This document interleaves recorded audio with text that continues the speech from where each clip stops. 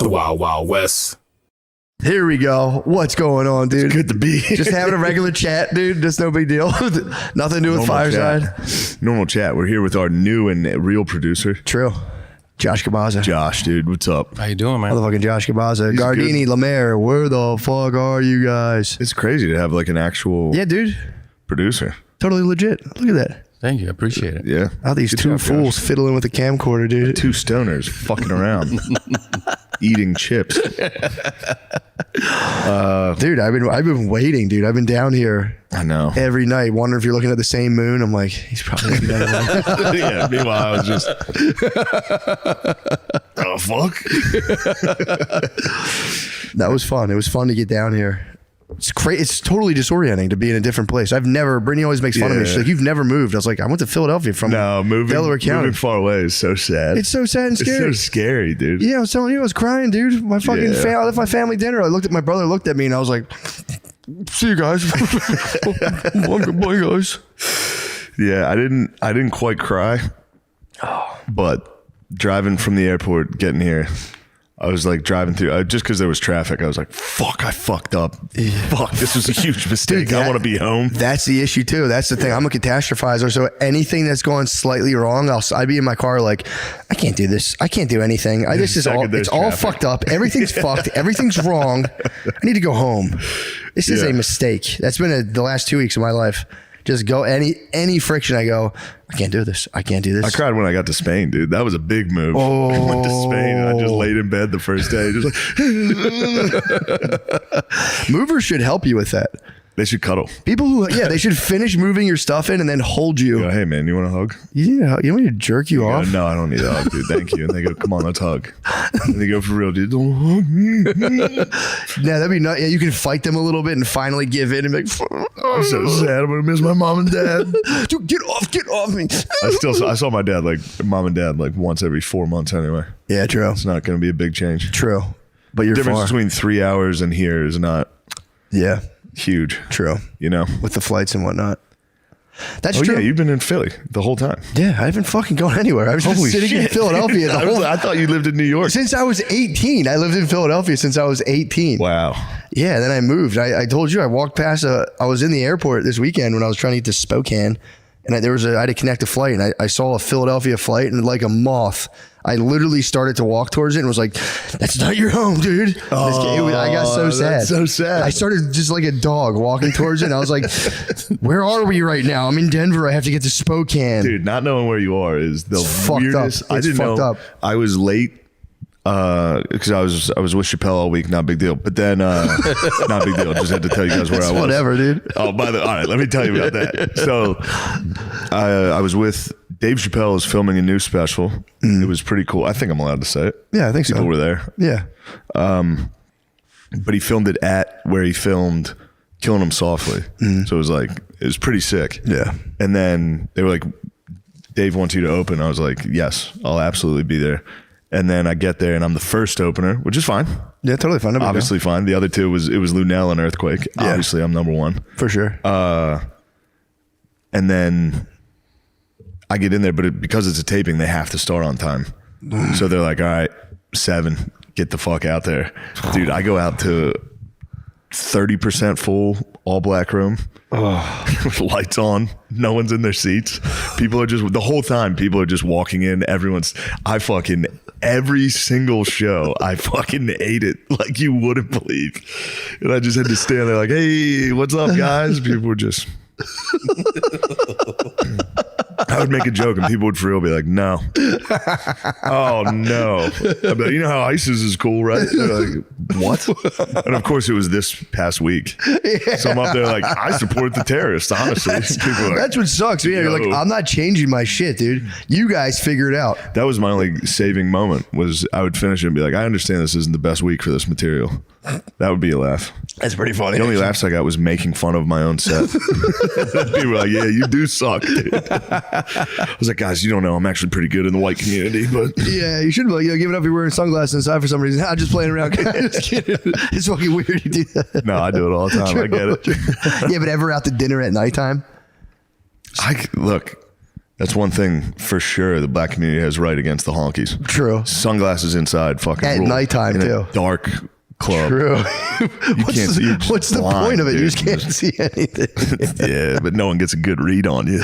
I might start doing that. Going out to dinner with my wife. Oh, yeah. Sitting same side in the booth, sunglasses on. True. Don't talk to her once. So sorry, what were you saying?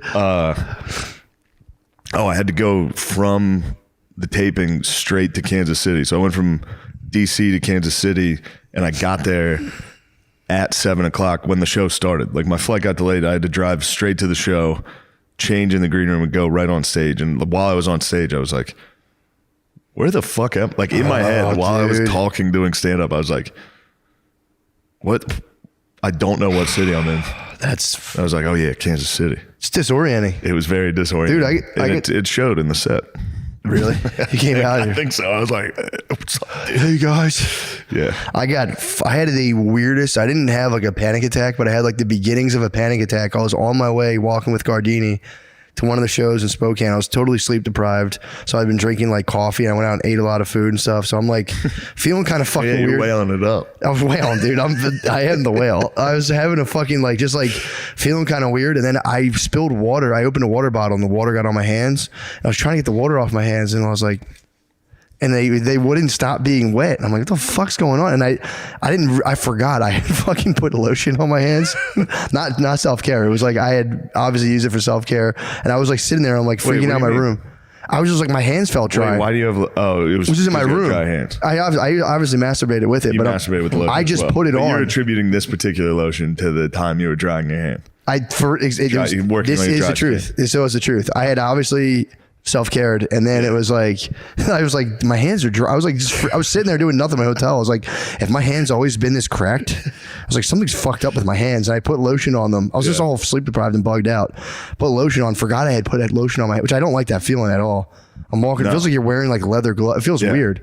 So I get water on my hands, and I'm like, why is the fucking what? And the lotion was just like melting and like coming off. So I'm like, what is this stuff on my hand? And I was like about to freak out. And I was like, am I fucking making this all up right now? And I was like, oh, I have lotion on my hands. Jesus Christ. Yeah, we're retarded guys. Gardini's like talking to me. I'm like, yeah, for sure. Fuck, I might have to fucking call an ambulance, dude. I'm freaking out. That is a bad feeling though. When you ever would jack off with hotel lotion and then someone's like, you smell good. What is that? Oh, no. And you're like, fucking body wash I just started using. They're like, here, smell my arm. It's like, that doesn't smell there. Oh no. It's because I was double fisting lotion. You talked about before how they fucking like bolted into the wall. They bolted. That's the worst. It's always like, come on. Like, dude, you know I'm trying don't to make me take get this up into and the walk with a bedroom. boner from the bed to the bathroom and go back again. Please don't make me do that. Oh, they make you do it. They do. You got to get a massive handful and then head back. You got to get a snowball and head back to your bedroom. What you got to do? You get a snowball, put it on your chest, like a painter. You go, this is my palate. I mean, I just like how God made your fingers so they store extra lotion when you need it. True. Fucking pop that All out. those little ribs. Yeah, you go, right. They're Your lotion holders, dude. Yeah, that is truly the only time I really go hard with lotion. Oh man, hotel room. Yeah, you have to. What a disgusting place. Dude, I was talking to Gardini. There is no worse feeling in the world than leaving a show and then just quietly sitting back in your hotel room at nighttime. It makes you freak out. I don't know what I've been trying to like all weekend. I was like, whatever, dude, it's all in my head. And That's why I've taken to the bottle. You had, dude, it's totally understandable because Taking to the bottle after a show is you just very fun. numb yourself out because I will leave stone sober from a show and then you sit in a room by yourself and you're just like, Jesus Christ, something's wrong. Yeah. It's fucked up. It's truthfully, it's just the adrenaline of. True, yeah.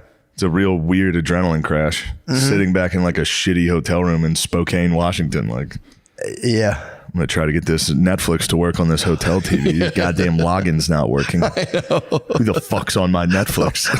I get freaked out because I go, I'm just it's a blank canvas of time. And I go, well, what do I do now? And I go, I'll watch a YouTube video. I know one thing I can do. True. That's the fucking Or eat. All right. I'm like a baby. Yeah, I'll then eat. you I'm like, wail. or I'll feed. Then you wail out. That I am the whale. Have I ever said that on here? No. What my bastard niece did to me? No. I hate her. There was the thumbnail for the whale was on TV at my sister's house. Of course, my sister told me this. Really? Oh, she didn't even say I it to wasn't you. there. That's fucked. My sister called me to go, hey, just so you know, our fucking my 3-year-old niece was looking at the television queue and the thumbnail for the whale was on, which is just his fat fucking face. It looks a lot like me, especially. No, I swear to God, if it's just his face. And if you're 3 years old, and she goes, Uncle Shane. I got the phone call and it was like, hey, just so you know, Zaza thought you were the whale. I was like, all right, well, thanks. I just said for real. I was like, all right, good call. I'll talk to you later. Thanks. I haven't talked to you in 3 weeks. I told you my belly looks like Peppa Pig's dad. Because of that, I haven't watched that movie. You have to watch it. I can't watch it, dude. If I think people think I look like the whale, you don't look like the fucking whale. You have to. But Zaza thought I did, dude. I don't look like Peppa. Google Peppa Pig's dad, dude. Check out Peppa Pig's dad's belly, dude. My belly doesn't fucking look like that. What the fuck, dude? Dude, she got me Peppa Pig's dad. My breath stinks. And the other day we're sitting there and she like rubbed my stomach and she goes, "What are those bumps?" I'm like, "They're pimples." She's like, "Why do you have pimples? You got to get those off." You don't look like I look like Peppa Pig's dad. God damn it. Let me see. He has a shitty goatee like me. If I wore glasses, I'd be ruined. No, you don't look like Peppa. She said my belly looks like Peppa Pig's dad's belly. That is your family. You got the Peppa Pig family. That's why she thinks you look like that, because the family dynamic's perfect. It's true. But she said your belly specifically looks like Peppa Pig's dad's belly. Your belly doesn't look like Peppa Pig. That's what I'm trying to explain to you. I'm the whale, dude. I watched the movie and I said, that is me. That is exactly how I do it. He just talks. This is the whale's thumbnail. You can see it. That's not true. Devastating. Did you Google it right away when they said? No, I knew exactly what it was. I've seen the fucking thumbnail. You gotta watch the movie, dude. I refuse to watch. You gotta Captain Ahab, dude. You have to see I will never watch. That's the elusive whale, dude. You have to watch it. Dude, I don't want to spoil it for you. The opening scene. Did you watch The Whale? No. The opening scene is the best opening scene, I think, of every movie. Can I give you just the... Better than Saving Private Ryan and Gladiator? 50 times better. That's a terrible take. It's more, I would say it's more hair-raising than the reenactment of storming D-Day. Yeah. Can I tell you what happens? Yeah. Dude, the dude is fapping to gay porn right off the bat. Yeah. And he starts having a heart attack and someone walks in and he's so fat he can't close his laptop. I was on the plane, dude, dying laughing. He's gay? The whale's gay? What the fuck? I didn't know the whale was gay. He's gay. It makes it worse, Zaza. You fucker. He's fat and gay. And he's so lazy. He just talks about writing all the time. I thought he was going to be a writer. Off the wheel. Oh, fuck. Oh, my God. I was told... Maybe I didn't even tell her. I thought I told Brittany this. Maybe I didn't tell anyone. But that's why I stay in peak physical shape. So that when I'm, not if, but when I'm watching gay porn, if someone comes in, I can go real quick. Yeah, I practice all day. I go, Time. Dude, he's like, and the kid comes in, he's like, yeah, how can I help you? And the kid just watches two dudes have sex in the shower. He's like, are you okay? Dude, it's the best beginning of any movie. how this thing got on here. I can't turn it. He has this little grabber he picks everything up with. It's the fucking funny thing. Maybe I will have to see it. That is significantly more jarring than D-Day. Oh, dude, it's crazy. Yeah. I mean, yeah, dude, it's crazy. But that is good that he's gay. It's awesome. Because it's a lot easier to find dudes that'll get in there and start fucking you if you're that size. He's having a tough time. Oh, he can't find any bros? No, there's no bros. He had a bro. That's that's bullshit. The whole nature of the movie is he did have a bro. And his bro. You don't think a skinny black dude would come in there and fucking plow him?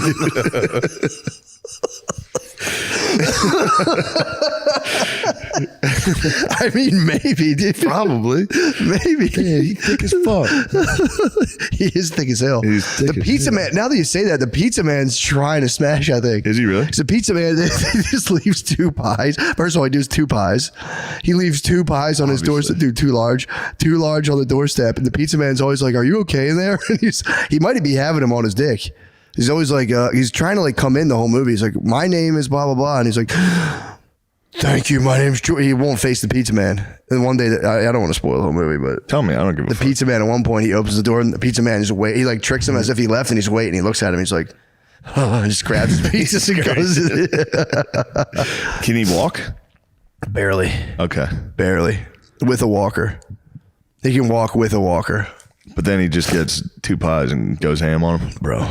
I've seen clips of him feeding. The feast. He feasts at one point. He breaks down and feasts, and it's like I was literally like he was jerking off the gay porn and stuff, and I was like, whatever. He started eating. I was looking around the airport, or the airplane, like. I don't want anyone to see. Yeah, that was you hiding your gay porn. That's fucking weird. That is the worst feeling, is on an airplane and you start watching. Yeah, because I judge. If I see people watching a movie with sex, I'm like over their seat, kind of like, what the fuck, Yeah. dude? Chill out.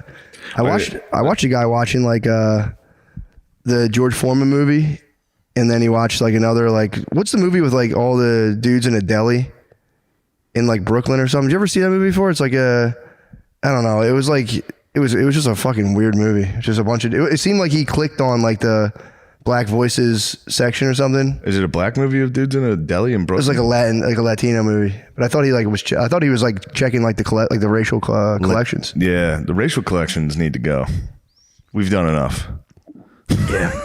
How can he not close his computer, but he can jack off? He set it up, got into fucking It's a great question. whale position. So he like set it up kind of a little He bit. gets into his whale He position. put it up. I understand. He put it up a little bit high so he can get like a nice vantage of it, and then he chilled back on the couch. He laid back far enough to get He's his. fat, but if he had time, he could have grabbed his walker, stood himself back up, but he started having a heart attack. No, he's saying, how can he jack off? How can he reach his penis?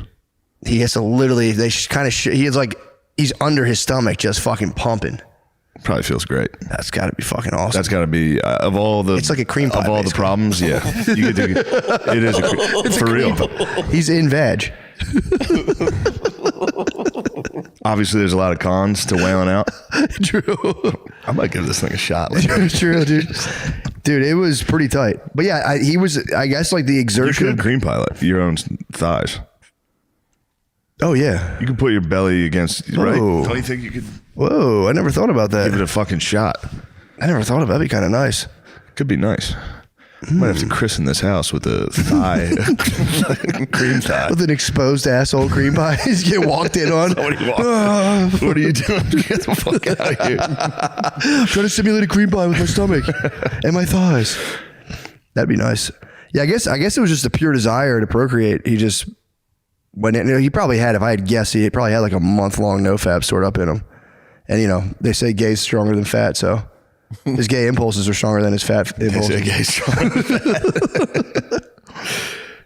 Yeah, the movies on an airplane really get you. I'll watch a movie on an airplane, but that was one of the best movies ever. Yeah. And you tell someone about it, and they're like, "That sucked. I could have done anything else." Well, everyone was ripping on Frasier for The Whale. I thought he was loved for that. Did he win? Because didn't he cry or something Just after? kept going around crying everywhere. Yeah, everyone's like, shut up, Like, dude. everybody hated me since the Mummy, and now I'm a fat gay guy, and everyone likes me again. Yeah, I saw whenever I see someone else's screen watching a movie, I watch theirs. Oh yeah, Which is a common thing. I didn't. dude. I judged a guy. It was a grown man watching the Super Mario Brothers movie, and I was going, I've seen so many of those fucking weird dudes. dude. There's everywhere. Businessmen. They abound, dude. They're crazy people. Yeah, man. I watched them. I went, what kind of fucking losers? Why? And I, dude, instantly, I just watched the whole movie over Yeah, his you shoulder. just watch it on his Soon as I saw screen. one thing, I'm like, wait, they live in this world? And I just was 45 minutes of like just watching it. I watched silently. I over watched his Guardians of the shoulder. Galaxy 3 on another guy's screen, and then I got here, and as soon as I got here, I put it on and just cried. Yeah, I did cry. I did cry. Guardians of the Galaxy 3, dude. That'll get you. Holy fuck. That'll get you. It's the saddest one yet. Yeah, I didn't see it. No, it's not as sad as... You like Guardians of the Galaxy at all? Yeah, we've watched them all. They're wonderful. I don't like comic book movies at all. They're the best. That one's the best. Yeah. Just because it has a good soundtrack. Yeah. Yeah. Because that's really all it takes for me to like it. Chris Pratt's hot ass. Chris Pratt's fucking cool and funny and hot. He's not over the top like Ryan Reynolds. He does the comedy exactly the right way. Reynolds is too much, dude. Deadpool is Batista's too hilarious much. in that. The what? Batista, he's the big guy. He's unbelievable. He's so funny in that. It's unbelievable. Deadpool, I'm going to remake Deadpool, but dead serious. No jokes. That'd be fucking good. No messing around. It'd be so fucking sick. Yeah, Reynolds is just, it's too much. It's attitude overload. He's got major. I walked out of the theater. Yeah. I went, this is too much attitude, and I just walked out. Sarcasm is definitely his first language. What a cunt character that is. Dude, kill that character. Well, you watched it. We moved to, yeah, I got to go watch Guardians of the Galaxy, cried like a fucking loser. Not a big deal. No, that'll happen. Got in my room, cracked one off. You got the thigh pie? Once I cried, then I was like, all right, I'm going to roll in a ball and jizz on my own legs. Oh, I'm by myself. This is very scary. Oh, yeah. In a big house by yourself is extremely scary. Yeah, dude, it's fucking spooky. Yeah. I lived by myself for the first time in Philadelphia when I was like 23, and I was scared the whole time. I've been scared I've only been here 2 nights. It's very peaceful, though. For sure, but it is spooky. Oh, yeah. Especially this fucking window here. I just was laying there watching the Fighting Phils last night. Oh, God. They the whole win? time I was like, did they win? Yes. Yes. Up 1-0. Pretty awesome. But the TV reflects on the window, so it always looks like something's moving out there. Yeah. For real, every 10 minutes, I'm like, it's really not peaceful at all. I'm scared. I'm just scared to live by myself. No, I get disoriented in new houses or in a house I've never been in before. And I actually prefer, this is a newer house. My house is newer as well. I don't like the old houses. If I'm like by myself in the kitchen at nighttime, I'm like, dude, someone definitely got killed in here. Somebody got murdered This in is here. fucked up. This is haunted, dude. I get real spooked out. But if it's a new house, I go, it's probably the ghost. I'm like, ghost chance is super low. So I do take solace in that. I was afraid of ghosts in Iowa. I had a show in Iowa this week. I had a fucked up dream. I don't know how it happened. I don't know how this happened, but I woke up I woke up at like 4 a.m. and looked at my phone. And as soon as I looked, because I wanted to see what time it was, and then I read a text, and I must have still been like half asleep. But I was like, I just dreamt this text. This is the text I was just dreaming about. And then I got really scared. Oh, no. I was like, this is the scariest thing that's ever happened. Wait, so were you awake or not? I must have been like half awake. I have no idea. But somehow. So you presaged a text. Somehow I woke up to check what time it was when I woke up. Yeah. And I looked at the first text I got. I was like, that's the text I was just dreaming about. Yeah. Obviously that's not what happened, but that's what I was convinced. It could have been. Maybe.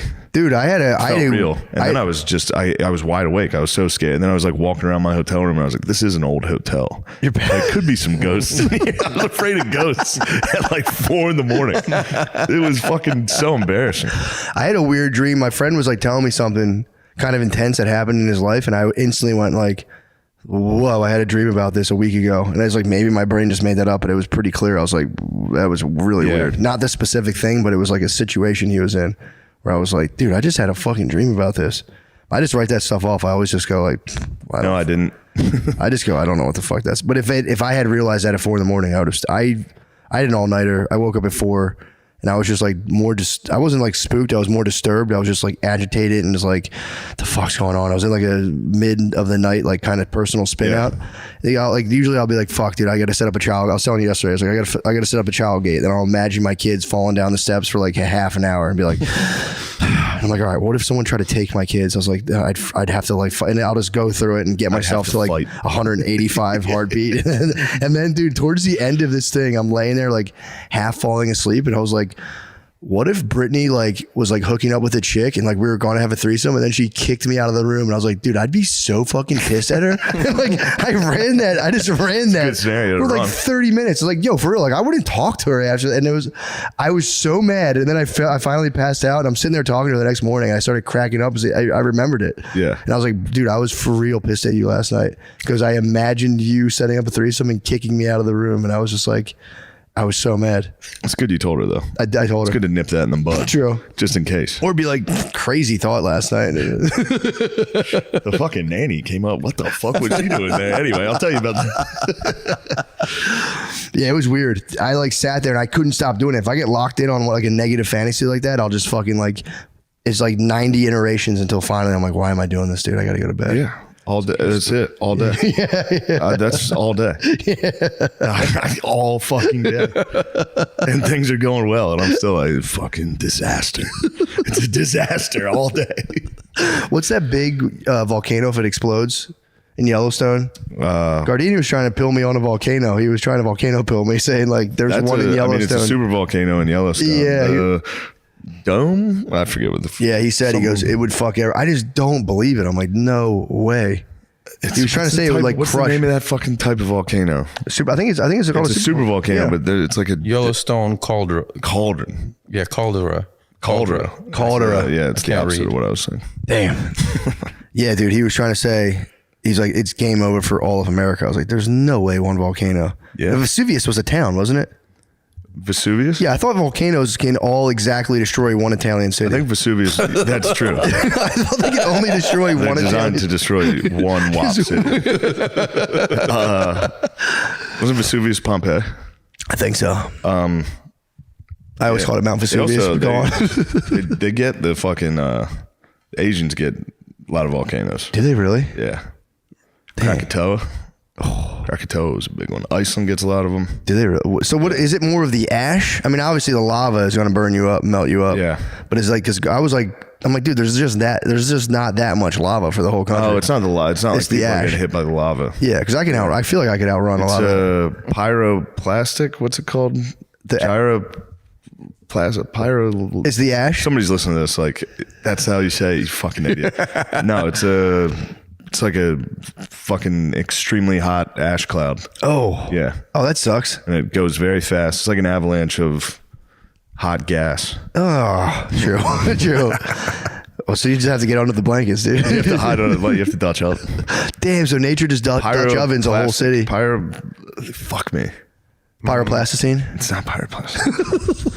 So that's what gets people. It's a hot Pyroclastic flow. pyroclastic flow. But I thought it blocks out the sun. That was the Oh, dangerous afterwards, part. yes. Yeah. The reason that would be so Yellowstone would, so much ash would block out the sun and cause like a fucking ice age. So it's lava, fart, and then they block out the sun. That's kind of nasty. Yeah. That's shitty. Yeah, that is a shitty way to die. Yeah, that sucks. I didn't think about that. I thought it was just like dudes were chilling in like a fucking tide of hot red liquid, and they're like, no.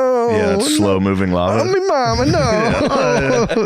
No. They thought they were going to turn into Fireball Mario. If we touch a fire, we turn. Yeah, I never even thought about the effects of it blotting the sun out. Although Ice Age, I mean, let's do it. We can make the most of that. A little Ice Age. Down here in Austin, we would love an Ice Age. You know what I mean? Oh, yeah, we're from Texas now. True. My uncle told me you can't be a Texan unless you're born here. He said you can live your whole life. You can be born right over and come over. And he's like, there's not my rules. He's like, I don't care. Tell that to Sam Houston. He's from Pennsylvania. Who's Sam Houston? The guy he founded Houston? Yeah, he was the first president. Yeah. Where's he from? I bet that fucker is. He better be from Texas. Like Tennessee. I mean, maybe you could found a city. Yeah, he might have to be honorary, but he was saying that's the rules down here. He's like, I didn't make the governor of Tennessee. Where was he born? He was born in Virginia. Virginia way. You tell me Sam Houston's not Texan? It's not my rules. This is what they say in Texas. Next time he says that, tell him. True. Say, nah, I'm more like Sam Houston. True. I was born out east, came here to build a new republic. You're lucky I'm here. That's true. Good point. That's a fair point, dude. Yeah, I hate Yanks, dude. I hate Yankees. I honestly, Texan. I wanted to fly up when I was here. I'm not Texan, dude. I'm not rooting, dude. I'm afraid of ghosts. Dude, I'm telling you, I'm trying to think of it. I'm like a black guy with nature down here. I had to walk through tall grass, and I'm like, I don't know what the fuck's where, dude. I'm so afraid of snakes. I was all hell knowing, dude. I was hell no. I had to walk through grass to like cut up a hill, and I was just fucking. I was so scared. There's scorpions here. Yeah, dude. It's the Lyme ticks you got to worry about. Really? Yeah. We're from Pennsylvania. We're used to that. Yeah, we've evaded those for our whole lives. But yeah, dude, the snakes. I'm scared of getting bit by a snake, man. Tall grass. I got trails by my way. There's some trails over yonder by my way, dude. I walk them. I've been exploring my little trails, and I'm like, dude, I'm gonna get bit by a fucking snake out here. Spider, poisonous spider. I'm all over there. I'm all over spiders. How many poisonous spiders are here? Brown recluse is a We're big used one to here. those. We got those. We got those? Yeah. Shit. Just whenever you take out like an old blanket or towel, give it a fucking. Oh yeah, Give true. it a check. That's where those boys are chilling. Good call. You can get the bubonic plague from armadillos too. Yeah, apparently they carry some like fucked up disease. Get used to it, Josh. I'll look it up. I'm telling you, it's like the bubonic plague. They carry something fucked up like leprosy or some. Tell them like, the fleas are on the armadillos and they'll give you the fucking plague. I don't know. I don't like that. That's something, man. They got some sort of nasty shit on them because they do look cute as hell. They're cuter than the blazes, dude. I would love to go near them. They are cute. Hansen's disease. What is it? Hansen's disease. That is what? Bubonic plague. That is bubonic plague. Come on, man. That's where all you and your brothers look like girls and fucking. That's where you trick all the local fifth graders into saying the middle one's hot. I like the middle one. I like the middle one, and then they go, Shane, that's a boy, and I go, shut the fuck up. I knew it. I was kidding with you guys. I didn't jerk Kidding. off. I didn't think the middle brother of the Hansons was so fucking hot. I didn't shoot between my thighs thinking about the middle brother. By my thighs, thinking about the Hanson brothers. The other one was ugly as a dog, though. Dude, the oldest? The oldest. Yeah. Causes lesions and nerve damage. So like leprosy. Oh, it's like leprosy. That's right. I remember it was There we one of go. those old ass fucking diseases. That'd be nice, though. Then you could be Baldwin from Kingdom of Heaven. You can get a cool mask. Oh, You get yeah, leprosy. true. Someone comes next to me and be like, I touched an armadillo. I touched an armadillo and I I want to paid the see price. Hanson's oldest brother. I feel like as a young gay man, I thought the middle brother was hot. The middle brother was fucking hot, dude. Middle brother had long, beautiful hair. Yeah, it was it was perfectly straight. Yeah, the oldest one was fucking beat, dude. Dude, that'd be nice to have like a Kingdom of Heaven just fucking face mask and just be like, I was a curious boy once too. Touched an armadillo. Now I have lesions and nerve damage. Oh, man. Let me see. You looking at the boy? I was taking a look. But Let me see him. They're just showing me older pictures, and now I don't like them. What's he looking like now? Ooh, maybe the younger one was a little fucking morsel. Well, he was illegal back then. Well, not for us. We were No, illegal we were too. boys. We were young Chill. boys. That was Lord of the Flies. We were illegal. Why wasn't I more attracted to that youngest Hanson brother? As I don't know. as a Now young that man? my tastes have changed. Maybe I wanted a mature, older, middle brother in my younger days. The middle one's clearly a dude. Gay. No dudes had long, straight hair like that. You were right. That was just your animal consciousness seeing what you thought was a female. Yeah, he's a little fucking. He was totally Little effeminate, light dude. in the loafers. Yeah. He was totally effeminate. You know what I read? And also, girls my age. Oh my God! Look how fucking hot he is in that picture. Yeah, dude, you did. You weren't doing nothing wrong, bro. Yeah. You weren't doing nothing wrong. My older brother's fucking 38. Yeah, the older brother looks like a big dick weirdo, dude. He does look like a big dick weirdo. Guarantee older brother of Hanson has a fucking donger. He looks like a fucking spaniel in this. Look at him. He look like a spaniel of some type. Yeah, true. That was tough sledding for the oldest Hanson. I wonder if was he like the best at music? Or didn't he just like quietly play guitar? The middle brother got all the shine. The youngest brother was just there to just. I thought the youngest brother was the singer. Oh, he's the drummer. The youngest brother was the drummer. That's why I like the middle one. I've always been a front man kind of guy. True, yeah. I'm always crazy for drummers, dude. You love the drummers. You want to That had to be a real confusing moment for guys that were like in their 20s when that music video came out. Why? I bet at least a few of them were like, damn, Oh, dude. that fucking, the middle one's hot. Yeah, I think that happened. I like remember that happening. It People was easy being like, for us because girls our age didn't have tits. no. They looked like that. Yeah. That was hot. Yeah, true. You know what I mean? That was hot. Yeah, that was a good look when we were in 5th grade. Yeah, I remember. Yeah, dude, you'd be at a party. You'd be like a party in like 6th grade making out and just like touch a girl's hard nipples. Like hard boy nipples. Puffy nipples. They had like boy puberty puffy nipples. And then be like, sweet. I just touched a tell lady's everybody. puffy, scared nipples in a basement. It's kind of fucked up. It's fucking hot, dude. I was like, I would be like, get the fuck off me. Where are the jugs, dude? Yeah. I was a jug hunter back then. I was so ready Everybody for was jugs. a jug hunter. True. When the one girl got tits, it was game on. It was, dude. The jug hunters came out of the woodworks. I mean, the rest of them were like Patrick Swayze from Ghost. All the girls who Yeah. didn't have tits were just fucking, ooh. They turned invisible, dude. All I could see was jugs back then. they would guide our hands while we were lotioning, Oh, man. like Swayze on the clay pot. True. For For the smoothest way to enjoy cannabis, you got to grab a freezable piece from Freeze Pipe. If you're tired of inhaling harsh smoke, coughing attacks, and taking tiny little baby rips, it's time to make the switch. Do you take little tiny baby rips, Josh? Do you smoke weed? Yeah. Nice. That's so cool. Every Freeze Pipe comes with every Freeze Pipe comes equipped with a freezable glycerin chamber that cools smoke by over 300 degrees, dude. Did you even know smoke was 300 fucking degrees and it's just going into your lungs? That seems correct. Just pop the glycerin chamber in the freezer for an hour. As smoke passes through it, it instantly gets chilled for an ice cold puff without the afterburn or coughing. If you're a pot smoker, you've got to be interested in this. Personal endorsement. I don't smoke weed, but when I used to, that is something I would have trouble with, is the 400 degrees of gas going into my lungs. Check out the newest pieces, the Mini Bong, the Tornado Bong, and their glycerin blunt tip to cool down your joints, blunts, and vapes. So sick. No matter how you like to smoke, Freeze Pipe will make it ice cold. Shop pipes, bubblers, bongs, dab rings, and more at thefreezepipe.com and use code DRENCHED for 10% off your entire order. That's thefreezepipe.com and code DRENCHED for 10% off. Order today and enjoy free shipping and everyday great prices. That's something you should consider if you smoke pot. Hey guys, do you ever feel like you know what's good for you but can't make yourself actually do it? No? You want a good night's sleep but can't quiet your racing thoughts? You want to leave that soul-sucking job but don't have the confidence to take a risk? What the fuck? Talking with a therapist through BetterHelp can help you figure out what's holding you back so you can finally move forward.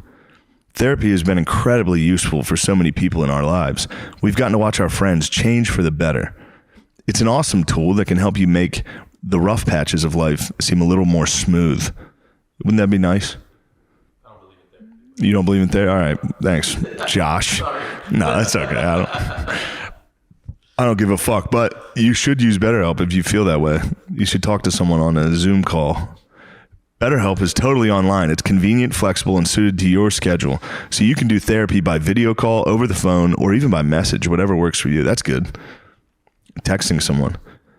Just fill out a brief questionnaire to get matched with a licensed therapist and get started on your journey. Make your brain your friend with BetterHelp.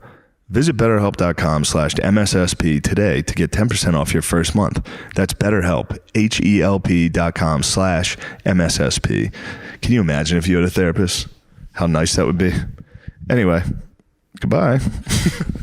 Just because summer's coming to an end doesn't mean you have to stop showing off that beach bod. True Classics Fall Essentials will keep you warm while still highlighting your assets. Their t-shirts are made with a tighter fit in the arms and shoulders and a looser fit in the gut for a streamlined look. Just for the listener, this is odd. Me and Josh have never met each other, and he's in my living room watching me read an ad about fucking t-shirts. Personal endorsement, I love the gear, dude. You ever have a True Classic tee, Josh? No. All right, that's all right. Give them a shot, dude. They actually are fucking nice. For those formal days, True Classic has launched 5 different styles of button-up shirts that will look great and feel amazing no matter the occasion. You're going to feel great at your fucking dad's funeral. So if you're ready to make the easiest summer upgrade, shop now at trueclassictees.com and save 25% off with the code DRENCHED25. Josh, are you listening? That's code DRENCHED25 at trueclassictees.com for 25% off. This fall, step into a world of style and comfort with True Classic. All right? That's something you should consider, Josh. Let's get back to the show. Yeah, I got fucked up last night. I was reading a book. I just started it, and they were the guy was talking about how I think 800. He claims 800,000 years ago, dudes started like discovering fire, and he was like, that was the first time. How far we've come, dude. Exactly. We don't even have fire. We have fucking plasma, whatever that is. Just colors. Well, he was saying the reason all the first religions, a lot of them were fire worshipers. Like I think the Zoroastrians were fire worshipers because he was like, that was the first time we got to chill in our long, wretched, miserable lives. Because that was like first time. That was like the first thing you could sit by, and like animals were kind of like, what the fuck is that stuff? Oh, so man. dudes were just in a blind panic forever. It was the first interruption, just like a constant cascade of just like horrible death and dying, dude. Like you'd go to sleep. A lot of people just get munched in their sleep, which makes sense why you'd be so scared of fucking like the dark. Yeah, that's why I'm afraid of reflections off the window during the Phillies game. Your brain's designed to get munched. That's probably why you dream, because you're probably like, your brain's like, all right, you're probably going to get munched. So like, here's some cool shit. Here's you jumping really high, you fucking idiot. And then I started bugging out because they were like, that's the first time dudes got to go and relax. And that's where like just people started just making up stuff and thinking. They started chilling and like drawing buffaloes on the wall and be like, and they're like, yeah, dude, that buffalo. And I was in my bed. I got unsettled. I was just like, whoa, man, dude. Think about the haters those guys had. First guys to draw a buffalo. Some other guy like,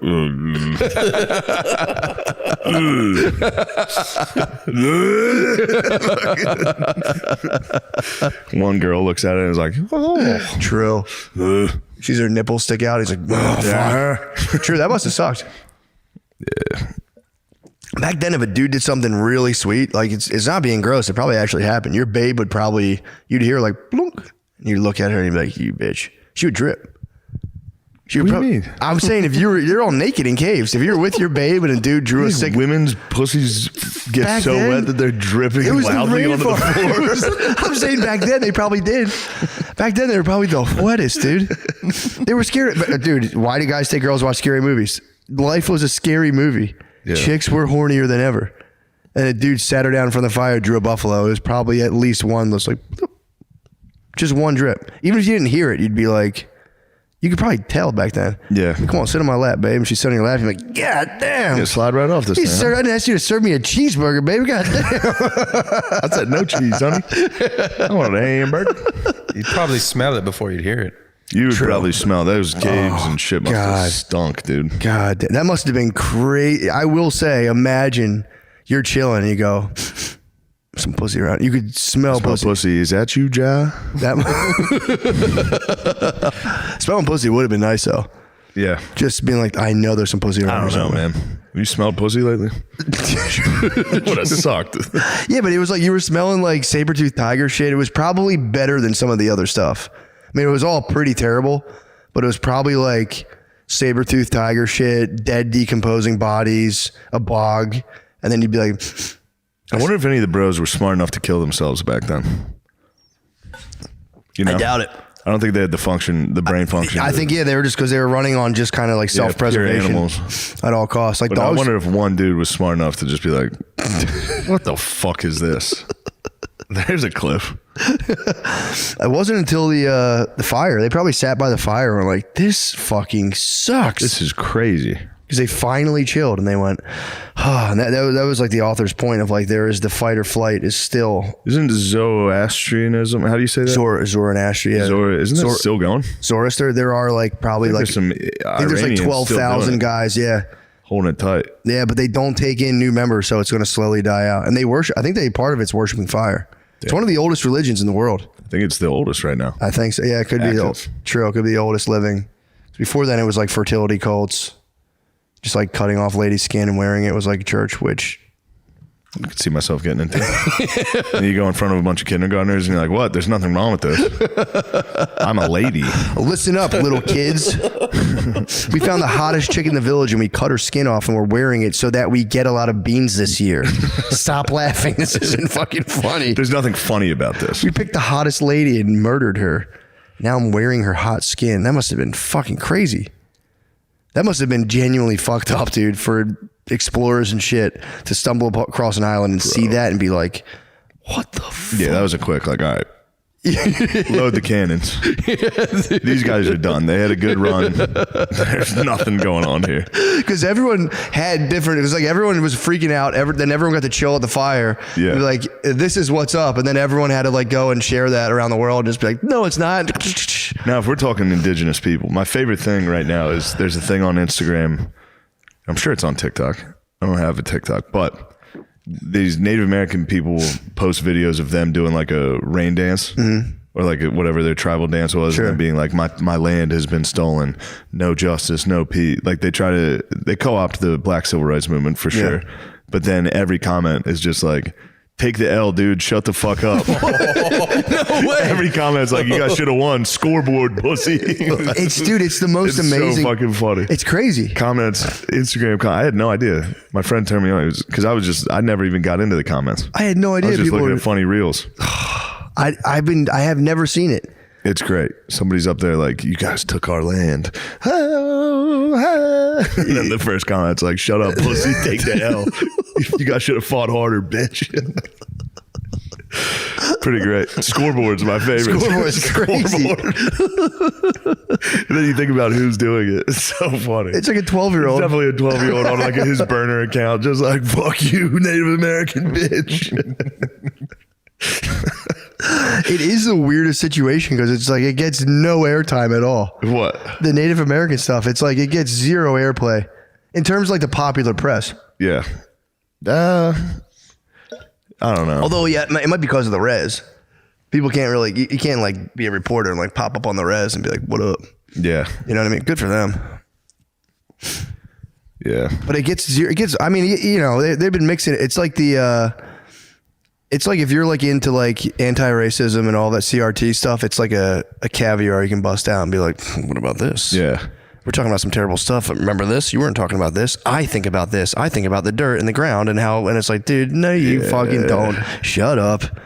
There's no way you're sitting there being like, you're literally sitting in a building and being like, I just want to acknowledge the fact that it wants, and it's like, for sure. How long are you going to think about this? I don't even acknowledge the people who used to live in this house. What are we fucking talking about? That's my Other thing. than the family's picture in my bathroom. That's nice. That's pretty I nice. like that. I'm Is that keeping the that. family or is that a stock? It's definitely the family. Damn. Yeah. That's awesome. Yeah, pretty crazy. I thought that was a stock that came with the frame, but now you mention it. It's like, yeah, that's a not. family's photo that lived in this house. Oh, they forgot to take it?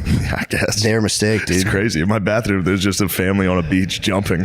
It's like, That is a I wanna nice keep picture. that. Yeah, it's nice. It's good to see a white family at the beach matching Jumping, white, yeah. white fucking like silk outfits or whatever. Yeah, that's What's that Linen. fabric? Linen. linen, yeah. White people love linen, white linen at the beach photos. Yeah, true. I hate them. It's tough. It's embarrassing. It is tough stuff. But it is an interesting photo because the dad's in the middle and then all of his people are around him and it's like, damn, everybody came, it's centered on his dick. Oh, really? It's like, wow, everything came out of that fucking Your ball penis, bag. yeah. That weird guy's ball bag that's jumping at the beach. That's crazy. Yeah. Yeah, that is nuts, dude. Jumping at the beach is extremely disrespectful. That's where I'd actually True. start thinking of indigenous people. You say, hey guys, just so when I you see guys the know. fucking whites jumping on the beach, it's like, have a little, Yeah. act like you've been there before. Let's hand the ball to the ref on this one. We don't need to dance. Speaking of handing the ball to the ref, dude, the Colorado Buffaloes have been cursed since I talked about them. They've been totally cursed. Speaking of handing the ball to the ref, they have been cursed, man. They should have handed the ball to the ref, dude. They didn't do that? No, they're still fucking showboating. Yeah, didn't they lose in like triple OT or double? They won. They lost in regulation to Stanford. I saw that. Stanford, they blew like a 28-point lead. The whitest team, dude. The whitest team possible came back, dude. That is white perseverance. Down 28. No one's yelling at the coaches. No one's throwing their helmets. They're just like, we still have a job to do. We have to finish this game. You go up 7-0 on a black team, they explode. But don't let them go up 7-0. You're in trouble. I know, dude. Oh, fuck. I saw that. They were down by like, it was like 28-0. Yeah, they were fucking killing them. That's crazy.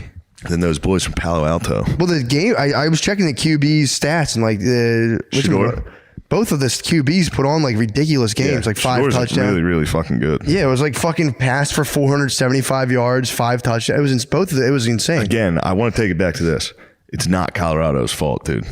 It's the fucking ESPN. I know. I fucking hate ESPN. They just, dude. They keep doing this where they're like, let's check in on Colorado. Wow, this is so powerful. White coaches hate this.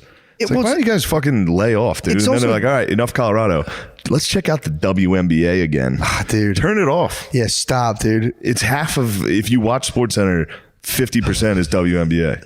It'd be nice to Does have. that season ever end? I don't know when it starts or ends. I don't think it's real. It's always I don't think they WNBA. even play, dude. I don't think it is I real. Think I think it's AI. Yeah, that's It's George AI. Soros again. No one has watched this. I've never seen it. That would be funny if it was just like a high school girls league and they're CGIing like It's chicks all doing CGI. higher layups. The crowd is filled a lot now. They are know. starting to get some bodies in those seats. I know. But it's all the Las Vegas Aces, dude. That's the team of the century. Is it really? Forget the Golden State Warriors. Forget the Patriots. It's the Aces. You know my position on this. I think it's ridiculous that they even segregate the leagues based on sex. I think the women should. I don't see any reason why they shouldn't be able to play True. in the. It's ridiculous. Please let them do it once, dude. Please let them do it once, dude. I just want to see it. It'd be so fun. I just want to see it, dude. But you'd have to give incentive for the male team to run the score up. You have to be like, yo, if you guys can score 300 this game, True. you get a bonus. Yeah, they're If you yours. give up if less- if you score 300, they're yours.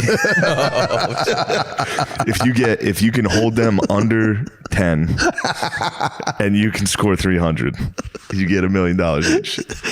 God damn. That'd be so diabolical. This fly has been here. Is it a fly? Do you see him survive that flick, dude? How did it take He's a swatter. He's the slowest, shittiest fly. I hit him yesterday. And I was like, he must be dead. And he just landed again. He's retarded. You That's just flicked it, dude. Let me get a microscope. I might have a tiny helmet on. That guy's tough as nails, dude. Oh, dude. I heard you flick it. I heard your fingernail smack his fly body. If that gets up from that slap, He's going to be up, dude. That guy's never stopping. If he gets up from that, he stays. I'm not hitting. True. God, if you got a bird cage, you keep like some keep flies. shit in there. That's where my pet fly. Yeah, the WNBA, ESPN needs to cut it out. Yeah. Yeah. You know, I ran into this problem. I was trying to watch the highlights of my beautiful Notre Dame Fighting Irish after their win it against was a USC. big one, dude. Big win against USC. I got it back to the hotel. I was like, all I want to watch is highlights of the game. Yep. That's a nice thing. Nothing but WNBA. It's like, dude, it's college football Saturday. Stop showing me the fucking Las Vegas Aces, dude. I want to see what was going on. And another one from the elbow. That's the number 5th play. Yeah. And another 7-foot jump shot. The defender fell down despite not even a jab step. Her feet left the ground on that jump shot. Did you see that? Dude, I've seen college girls. I was watching one of my cousins plays college girls basketball, and she drained like 9 in a row in the driveway. And I was like, God, Yeah, they're fucking nasty. God damn. Yeah, they're extremely good. But all that being said, yeah. But when there's a whole different league that dudes can dunk from the foul line. Yeah. Yeah. No, I know. It should be on. It should go like in honorary. It would be totally acceptable to be like top 10 plays and be like, and then honorary play. Here Girls you go. top 10. Check it out. Yeah. Separate that. Yeah. Exactly. Women's top 10. Yeah. Rather than being like, And even a whoa. fucking T's top 10 would be nice too. If we're going to really do it. True. Yeah. If we're going to really get into Fucking it. swimming highlights. ESTN, dude. Yeah, ESTN. Yeah, that'd be sick. That'd be Just so a dude fucking who joined the track team, just scorching those bitches. That would be funny to like just take it so far and like there's like the top 10 plays and like number 3 is just 2 guys having sex and you're like, fuck, what is this? Sorry, you don't like that, conservatives? Number 3, look at the way he fucking jammed it in this guy's ass. Whoa, slam a jamma. Oh, man. Yeah, that shit's annoying, man, because they're doing it on purpose and they're doing it for ratings, and it's like, dude, there needs to be a protest. But it can't be for ratings. That's the thing. It can't be for ratings. No one Yeah. watches that. I guess you're right. If you like sports, you don't like that. What are they trying to attack? Like, are they trying to attract like the women? Yeah, Like, what ladies are sitting down watching fucking ESPN? you're right. It's just to bother me. Yeah, I'm the only dude watching ESPN in a fucking hotel room at 2 a.m. Just you're absolutely right, because if you think about that, yeah, sports is mostly, it's guys. And it's also like, yeah, that market of dudes who are like watching sports, crushing I beers. understand liking sports. Women like sports, some of them. For sure. You know? Yeah. There he is. He's up. What? He's back, dude. This guy's this is Mike Allstott. Dude, that's crazy. Fucking crazy. Yeah, no, that makes sense. It is kind of a strange. Yeah, women like going to sports. It's just probably upper level management pressure and them being like, we do this too. Because otherwise, I don't know. The fear is that they're going to get like written up in fucking Mother Jones. There's probably ESPN like CEOs that are just like, they're going to get me. Mother Jones is going to get me. They used to not show hockey, which really bothered me. Really? Yeah. Why? I think ESPN must have they must have signed a deal with NHL. Okay. So now they're showing hockey. Why weren't they showing? You can tell the announcers, the people that are doing the highlights, they've never watched hockey ever. So they're just like, look at this sick deke. Whoa. Anyway, back to the Lynx. Back to the fucking women's basketball. She got fouled on that shot and she made it. That's pretty hard to do, folks. They cut away from the foul shot, fucking nailing the rim. They're like, yeah, cut that. Dude, I had to do press. I had to go to Spokane, like hyper local television show. And you'd be pleased to know that I didn't know where to look. So I'm looking, I thought I was looking at the camera, but the whole time I'm like, looking up at like the corner of the room. So I'm like talking to this lady. I'm like, yeah, so anyway. You guys can come catch me at. It was real. You guys can come see me at. What are my shows like? Oh, I don't know. I talk about all kinds of stuff. Oh my Dude, God. Those fucking questions. It was crazy, dude. And Brittany sent me the thing and I was like, I can't watch this. It was just me. I'm leaning. I would lean on the desk and then I'd be like, I'll find it. I'll send it to you. I would lean on the desk and then I'd pop up and be like, the lady's like, are you excited to be here? And I'm like, no, not really. I was just trying to be honest. I wasn't trying to be a jerk. And I was just like, you got to really mentally go into those, like, I'm going to fuck around. Yeah. That's what I always try to do. And then I get there and I'm like, I don't know. I'd say I talk about a little bit of politics. Dude, in my head, I was going to be, yeah. I talk about my family, like just everyday stuff, you know? Like, were you always a class clown? Yeah. It's fucking, those are the most unbearable things. Yeah, before I go in, I'm walking in, I'm like, dude, I'm going to expose the hypocrisy of the fucking, and I walk in, it's the same thing. I'm like, yeah, I mean, I talk about a lot of stuff. Some of it's slightly inappropriate now that I'm sitting here with you, but it's whatever. It's fun. We all need to laugh a little more. Oh, man. Yes, I didn't want to be silly. I did one where they just called me Sean Gillis from the start, and I just let it go. I was like, yep, fuck, there's no way I'm going to correct you. That's even more embarrassing. Yeah, I'm almost positive they hit me with Matt McCusker right off the rip, and I'm like, that's me. McCusker is so hard for people. McCusker is kind of, I could see everyone fucks it up because you want to go to Custer. McCuster all the time. It's fair. I have like the only like Irish Russian sounding names like McCusker. It's very harsh. Yeah. A lot of them are like easier to say. Yeah. Got some bullshit. I like it. McCusker's a good name. He's got such a nice name, man. I think it was really Mac Oasker or something from Scotland. Yeah, originally. bullshit. Some fucking nonsense. Some gibberish. Some dead language that eventually got Catholicized. TG. True. Yeah, I looked into Druidism thinking it'd be like cool. Sucks. Yeah. Fucking stinks. One guy had to memorize. They were set up so that if like everyone got wiped out, there was one dude who could just recreate the whole society. So you had to like memorize all of this shit. I think they were like, I was like, they must have done like some sort of like cool drugs. Nope. They did like holly plants. They like fucking smoked holly plants or something. Yeah, they were dumbass. Not a good buzz. I don't like them. Not a good buzz. I don't like the Druids. I was like, dude, I could totally get into this. I like the Germanic people. Yeah, what are they Not up in to? the 40s. Obviously, yeah. I was looking into the Battle of Teutoburg Forest. I think that's what it's called. Just when the Germanic bros got after a Roman, they got 2 legions. They just butt fucked them. German boys came out of the woods, scared them, attacked them, Damn, tortured them. Yeah, they were nasty. Pretty fun. Those were nasty dudes. They were like, because there was the Vikings way up, and the Germans were like the Vikings This is in the woods. Pre-Vikings. Really? Yeah. Oh, duh. Yeah. Before, I guess Roman Empire. Yeah. When did the Vikes set up? 800 Okay.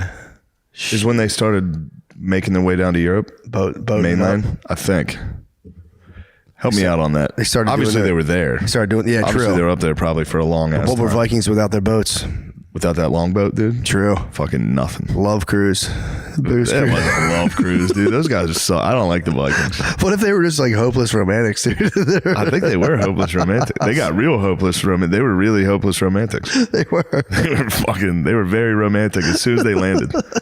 Real lover boys after they killed all the men, and they're like, "Babe, come here, come on, Babe, come on, we can I talk fucking about traveled all this way. I killed your husband. I love you. I killed your kids and your husband. I love you. Seriously, you're not going to talk to me? Hey, take my wife. what? God, that would have stunk, dude. 793 to 1066. How nice am I, dude? 790. That's nice. Yeah, you're right there. I just knew Charlemagne kind of overlapped. God damn, that's so tight. I'm so jealous of those dudes when I watch like documentaries and like, oh yeah, so they can just piece together. Yeah. You're like, come on, man. Yeah, that was. This is all my knowledge is from Total War video games. Still counts. Yeah, Knowledge it does is knowledge. count. Yeah, knowledge is knowledge. 1066 was obviously the Battle of Hastings. That's when the Vikings chilled out. Yeah, I like going back so far that no one can dispute it because I mean, I could be 20,000. I could be 25,000 years off.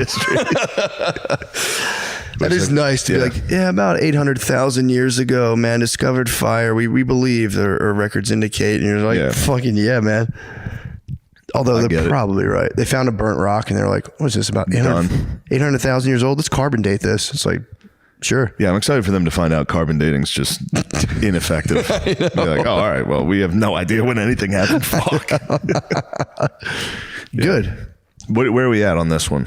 We got to switch over to the Patreon. We're at 56. Oh, never mind. We got a little more time for you. I apologize. God. And we have to do advertisements. What else is going on? Do we have anything else fun to talk about? Dude, I watched my daughter swim for the first time yesterday. She had swim lessons. How'd she do? Fucking phenomenally. It was crazy. Wow. Dude, they just like, kids know how to swim. I mean, obviously you need to train them a little, but like, dude, this lady just brought her in the pool and was just like, all right. She's like, watch this. And was like moving her, putting her face in there, and then she just goes, now kick off me and try to get that ring. And dude, they just like flail to the step, and we watched her like learn how to swim basically in like 10 minutes. It was crazy. And this was after you wailed out. This is after I had Did you wailed. wear a shirt in the pool? I didn't get to go in the pool. Today I go in the pool. Yeah. Today I go in the pool.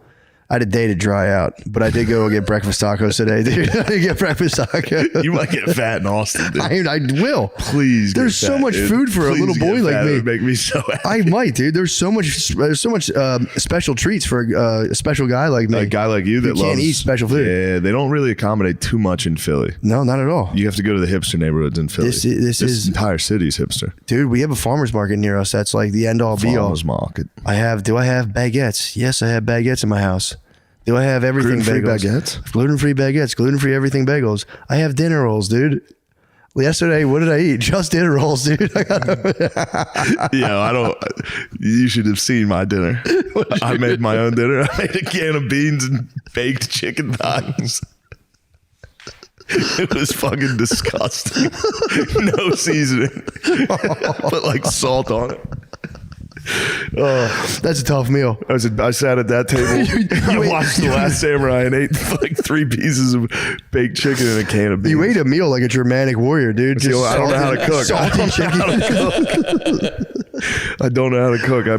You saw my fridge. I did. I saw your supplies. This is embarrassing. Bacon, chicken, bacon and eggs. I haven't touched those. Lunch meat. I can show you. I can teach you how to cook. It's not hard. I need to learn how to make your meals. I'm telling you, I want to make the rice gruel you make. Get an Instapot. You get an Instapot, you can be in business, dude. Because then you can start making soups, and dude, you can. All I want is the gruel you make. Oh, dude, the Instapot. The gruel is easy. I could literally show you how to make that. You can make it in 2 seconds. Okay. You can get good at chopping stuff. Easy. HEB Central Market. They have all the meals already made for you. True. Yeah, but so does Grubhub. I'm talking about cooking. I'm talking about cooking from the heart. I'm talking about I need to make that pile of gruel. Yeah, you can make it. I'll eat the whole thing at once. Dude, you get a whole chicken, sit it in some water. You can make your own bone broth. It's fucking easy. All right. And you can make a nice big vat and you just leave. I'm going to have you come over here. I'll teach you. Jimmy will have a nice cooking day. That'd be nice. Because right now, I'm just putting pieces of chicken in the oven. I don't even time it. I just sit here and go, that's got to be done. And then I go, what should I eat? What do I have? I have a can of beans. Can of beans is so good, though. Baked beans, dude. Yeah. You ever been ripping? I was going nuts, dude. I was afraid if I would fart and it would echo, and I'd be like, "This ghost." You have to wrap that furry ass blanket. Yeah, dude, these pillows are so nice, man. Yeah, this is nice. But yeah, let's go to the page. I'll show you. I'll teach you the ways. It's easy. Please. You feel like the biggest dumbass when you first learn how to cook. A cooking show. True, we could, dude. We could cash in. We could totally cash in. It'd be nice. I don't know. You feel like a dumbass. The first time you make a meal for somebody, it's He's like back, dude. Kind of like showing your. He's on the fuck. He likes you. He's on the microphone wire. No way he sustains that, dude. How, dude? He's going to be alive, dude. He's a dragon. Well, let's do it. Let's switch to the motherfucking Patreon. Yo. Join the Patreon to see if that fly survived. Please get another fly in here. Thank you. Bye. Teach him a lesson. Yeah, I regret it very much. What did you do exactly? I just Not exactly. Don't say exactly what you did. I got really drunk and opened up Instagram Live and played Lakeshore Drive. Do you know that song, Lakeshore Drive? Yeah. It's very good. And I listened to that, and I just wanted to share a moment with everybody, and I regret it very much. You should. Well, you learned. And That's good. Thanks, guys. It'll go away. It'll never. Yeah, it's not forever, so that's good. Well, thanks for coming here and doing this. I'm honored to be here. Please, we're honored. For real, I've been really happy about this. So it's just pumping me up. And apparently, so you are, because they've been trying to say you're totally out of it, but now you guys have had you guys are on all the ballots now in all 52 states. No, we're on the ballots in 14 states. We got on Texas today. We needed Texas the hardest one because you have 45 days to get 100,000 signatures. But we found here what we're finding elsewhere, it's incredibly easy for us to get signatures. So we got 250,000 signatures, which we try to get at least double what we need because the DNC and the RNC are going to come in and try to go through every signature and try to, exclude them. Really? So they take that very seriously? Yeah. They're going to try. Their strategy is to keep us off the ballot. Yeah. They're trying to save democracy by destroying it. Yeah. Well, that's my fault. I totally, for some reason, I must have got misinfoed. I thought it was no, but we've done the hard states. We're going to get on the ballot, and I think they're beginning to realize that now. We've done really effectively all the hard states. We're not on the other really hard state is New York, where you need 45. You have 45 days to get 45,000, but there's these other provisos that you have to get them from certain counties and certain congressional districts, a certain amount. And we had a firm come in that we hired to do our ballot signatures. So we had 100,000 volunteers in the state, and then we had a firm come in that was charging us. We suspect that the firm was actually secretly working for the DNC, and they did things to invalidate almost all the ballots they collected. That if we had not discovered it early, it would have sunk us. Whoa. So we're about to file litigation against them. If only it was a mail-in vote, I think they would take it less seriously. So you have to get per state. You have to get a certain amount of signatures to be on the ballot. Is that how it works? Yeah, every state. Jeez. Okay. This is what I always thought, and correct me if I'm wrong. I always thought it was a bad move by the DNC to try to get you off the ballot because I thought you might take more votes away from what otherwise would be a Trump voter. What do you think of that? I take more votes away from Trump than I do from Biden at this point. Mm-hmm. So we've polled our own people, and we take about 57% of the people who are our supporters who we poll say that if I drop out of the race, they'll vote for President Trump, which is why President Trump now has opened up all the firepower against me.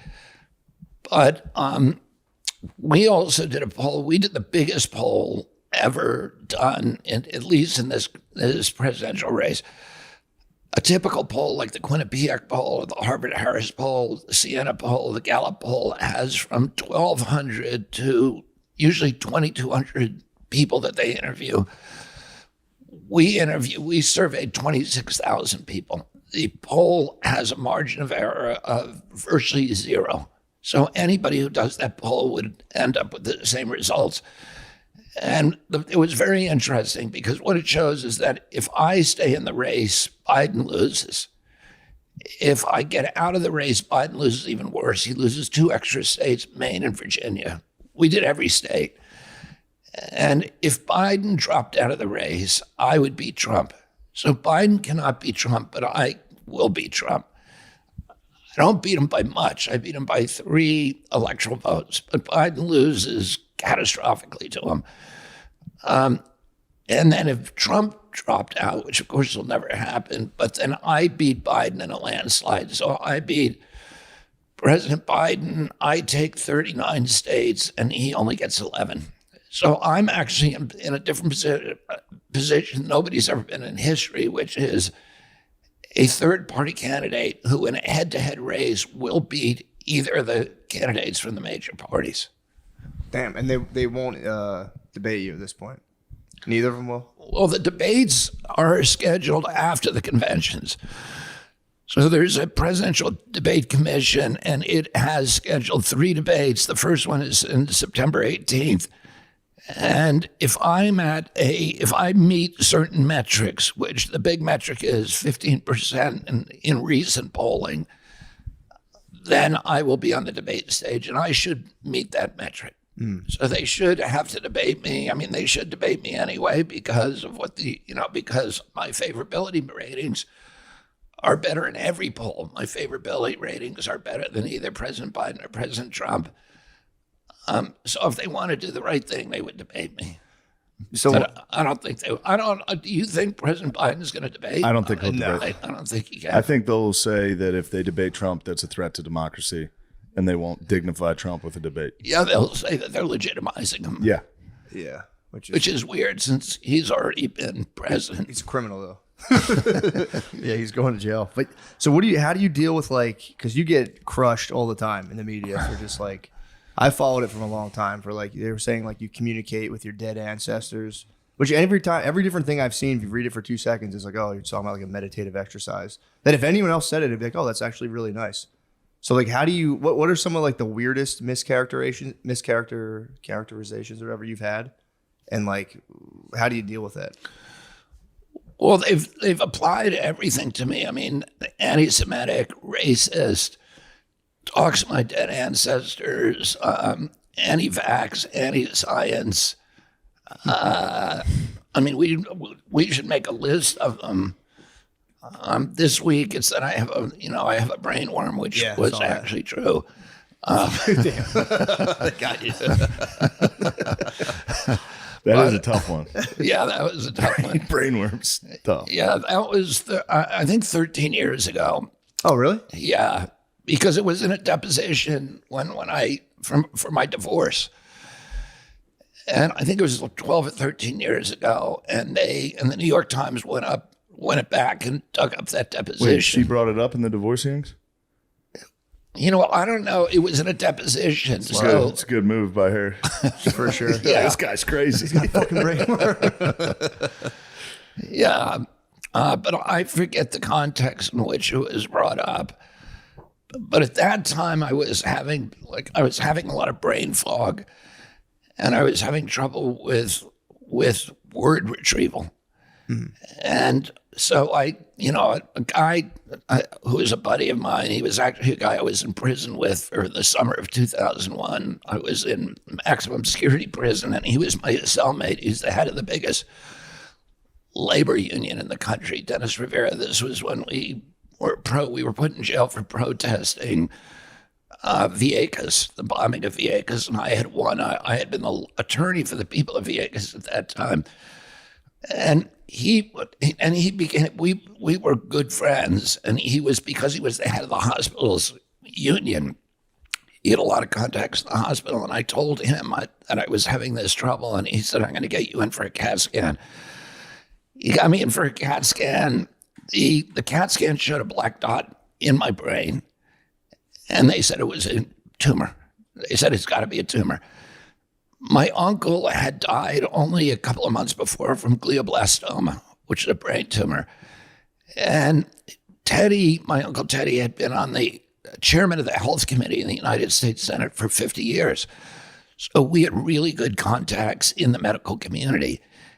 And we, at that point, because they had all been involved, the best oncologists and neurologists in the country had been involved in treating him. So they were all on the speed dial and, family phones. So I was able to take these films and send them around to the best doctors in the world. And they all said, yeah, it's a brain tumor.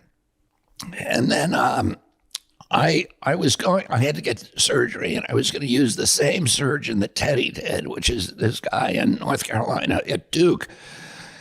And I was going in to pick up my films on the Monday, and I was scheduled for surgery on the Tuesday, which I was not looking forward to.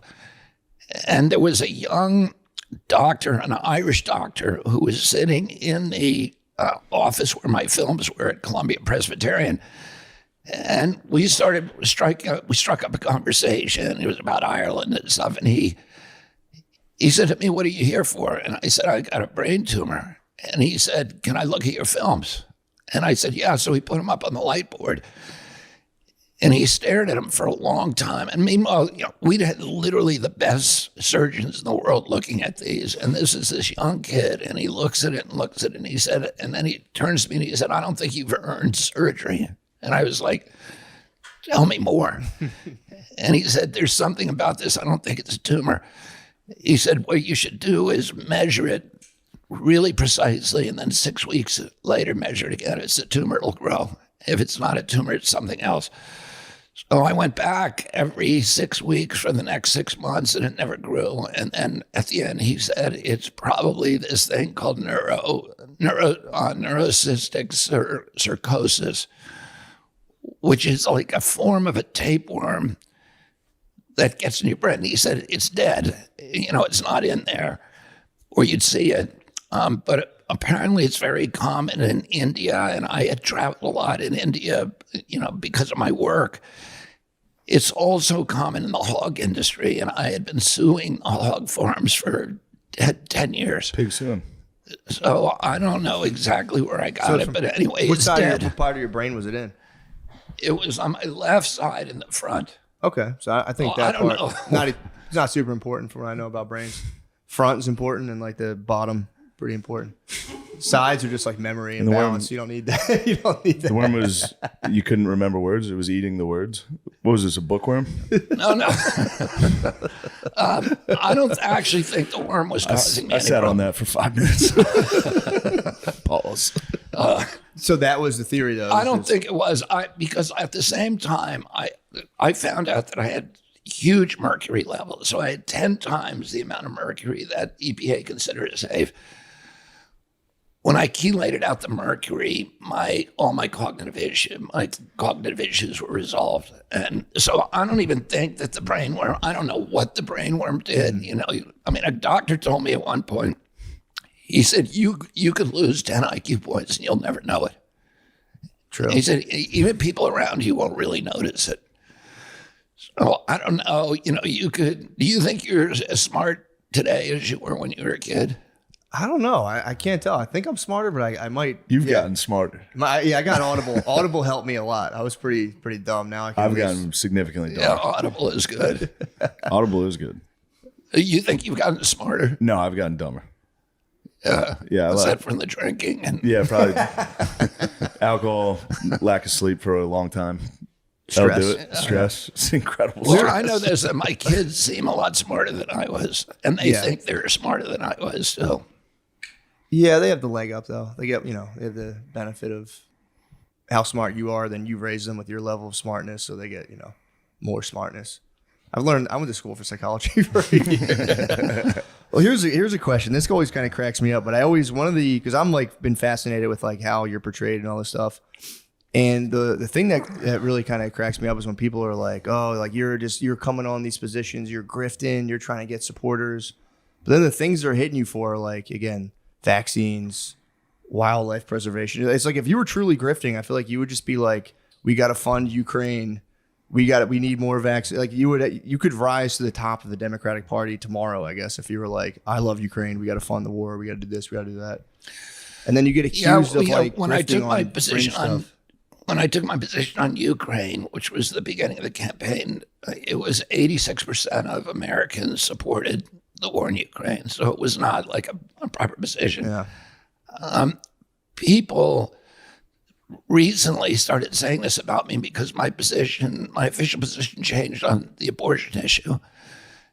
And so they said, well, he flip-flopped on that. But, I don't think anybody really seriously accuse me of being a flip-flopper for the reason that you say, that I've taken very, very unpopular positions and stuck with them. And what I say is, there's no way that you can change my mind by calling me names or by criticizing me or by marginalizing or vilifying me. You can always change my mind with facts. If you tell me I'm wrong about it, show me that I'm wrong about something, about one of my presumptions, I'm going to change my mind. And that's what happened with the abortion thing. So, my position on abortion was that it should always be a woman's choice right up to the very end. And my assumption was that any abortion that occurs during the, ninth month, you're basically killing a child, right? My presumption was that no woman's going to deliberately carry a child for 9 months and then 2 days before it's born abort it. Who would do that? So it could only be in instances where the mother's life was at stake, or there was some other, overwhelming medical issue involved.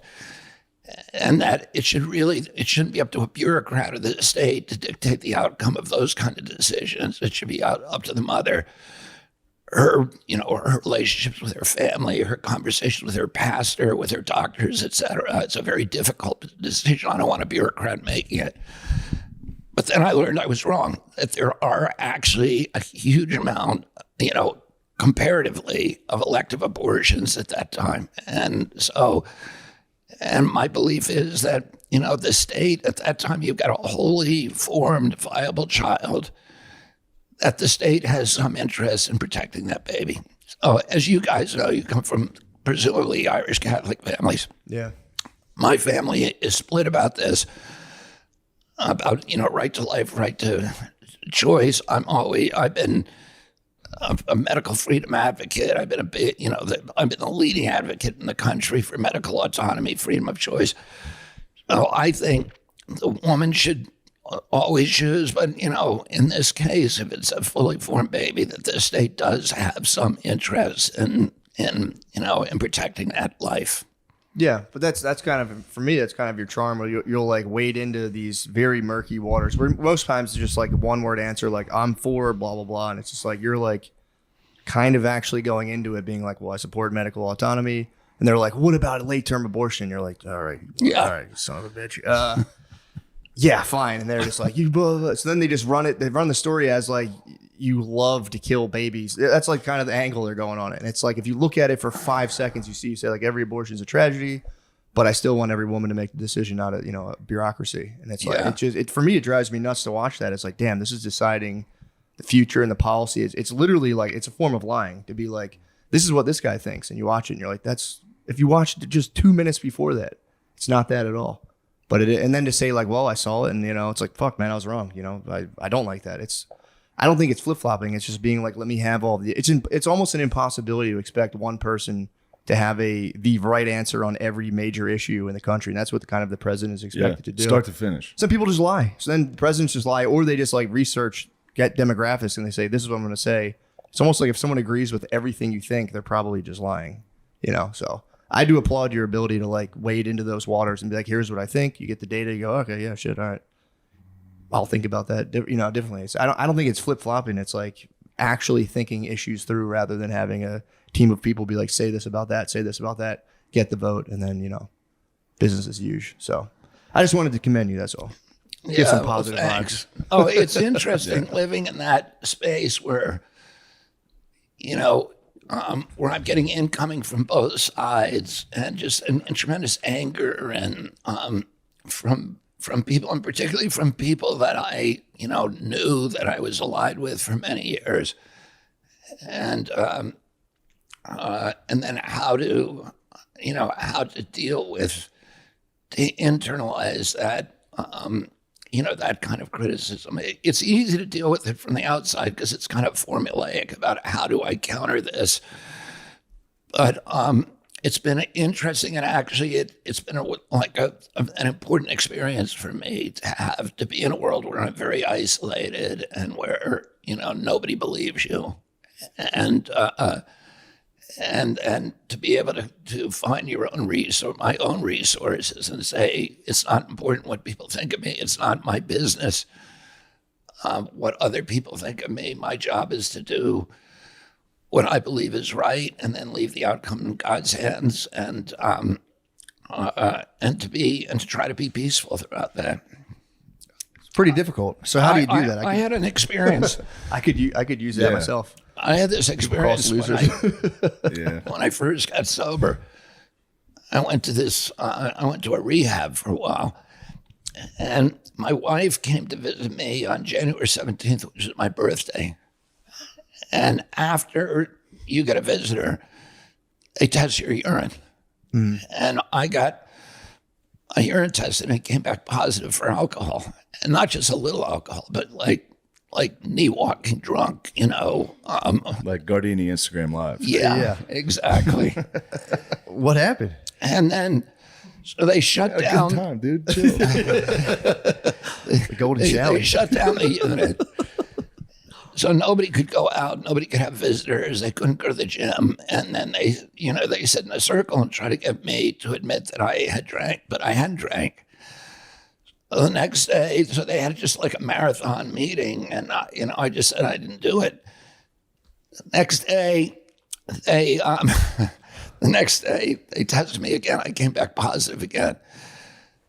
So then they went in and they took away everybody's perfume and their hairspray and anything that might have alcohol. And they were trying to figure out where is he getting that alcohol, and that happened for 13 days in a row.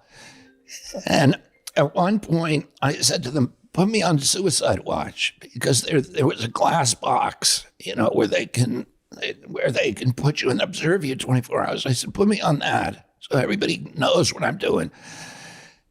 And then test me. And they said, no. You just got hammered in the glass. So they didn't put you in there. They just said, we don't know how you're doing it. The doctor said to me, 5 years from now, you'll come back. If you're still alive, you'll come back and tell us how you did it. And they asked me to leave. And I called up my brother and I said to him, here's what's happening. And he said, you just need to come clean and tell the truth. And then I called up an uncle and he said the same thing. Oh, no. So I was like feeling, okay, there's nobody in the world who believes me right now, but I'm telling the truth. And I just started laughing, and I was talking to God, and I was saying, it's between you and me, and that's all that matters. The only thing that matters is my integrity, and I have to be happy with that. And that incident just taught me a lesson that, what other people think of me is not my business. It's not my concern. What my concern with is if I have personal integrity, if I'm living a life of integrity, of character, and then we're all in the middle of a dream, we're all in the middle of an adventure, and ultimately it's God's decision about how it turns out. Nice. It's respectable. So how do you, okay, I have another question. So with all the, are you familiar with the deaths of despair and all the people who are just either killing themselves, overdosing, that whole phenomenon of the nihilism and how it's kind of spreading? So, and this is just from me watching you strike me as a president who also has a pretty directly spiritual view. It's not dogmatically religious from what I can tell. It's more so you seem to have a direct connection with a higher power from, I guess, recovery and all that stuff. As for being the president, or as president, what do you think, if you were to be elected, what would your role, or would you take it seriously trying to kind of combat the pervasive nihilism and how that kind of relates to the deaths of despair and all the overdoses and stuff? Do you think that's an important role, and is that possible to even speak to? It's not a policy thing. I think it's absolutely critical, and we have particularly this younger generation of kids, Generation X and millennials, who feel completely disconnected. They're disconnected from any kind of hope for their own lives because they're not going to live the way that our generation lived. They know that. They can't afford a house. The central fulcrum of the American dream for my generation was that if you worked hard, if you played by the rules, you're going to be able to finance a home. You're going to be able to raise a family. You're going to take a summer vacation, and you're going to put something aside for your retirement, all with one job. There's nobody in my kids' generation. I have 7 kids. One of them is in a house. The 6 younger ones, who all have good jobs, all went to great schools, none of them have a hope for getting in a home. So part of it is, and there's this poll that was taken in 2013 where Americans under 18 to 35 were asked, are you proud of the United States of America? 85% said yes. The same poll taken 4 months ago, 18% said yes. So somehow that entire generation in the last 2 presidencies has completely lost faith for their future. And I think that's part of the problem, this detachment. But also, there is the shattering of community bonds that's occurred, where people are being fragmented, they're being alienated, atomized, and a lot of it has to do with social media and the kind of decline of communication, the decline of social relationships, the destruction of Main Street, with the local, all of these little things that bound us to community, nature, the local store, the hardware store, the bookstore, the relationship, the Boy Scouts, all of the relationships that we had are now that held our country together and that built this idea of community are now being eroded, and we need to build those back. And we build those back by rebuilding our industrial base, by getting people into homes. Because if you're in a home, then you care about your community. You go to the PTA meetings, you go to you care about your police, your fire protection. You're part of a community. You're part of something bigger than yourself. But also you have equity so you can borrow money. And if you have an entrepreneurial impulse, you can pursue it. And this generation, part of going from a nation of owners, from an ownership society to a nation of renters, we go from being citizens to being subjects, and they see that happening to themselves. And, all of this alienation and dispossession that you see in that generation is this confluence of economic factors and the social media that are just driving people apart, and all the bonds that once held together are gone.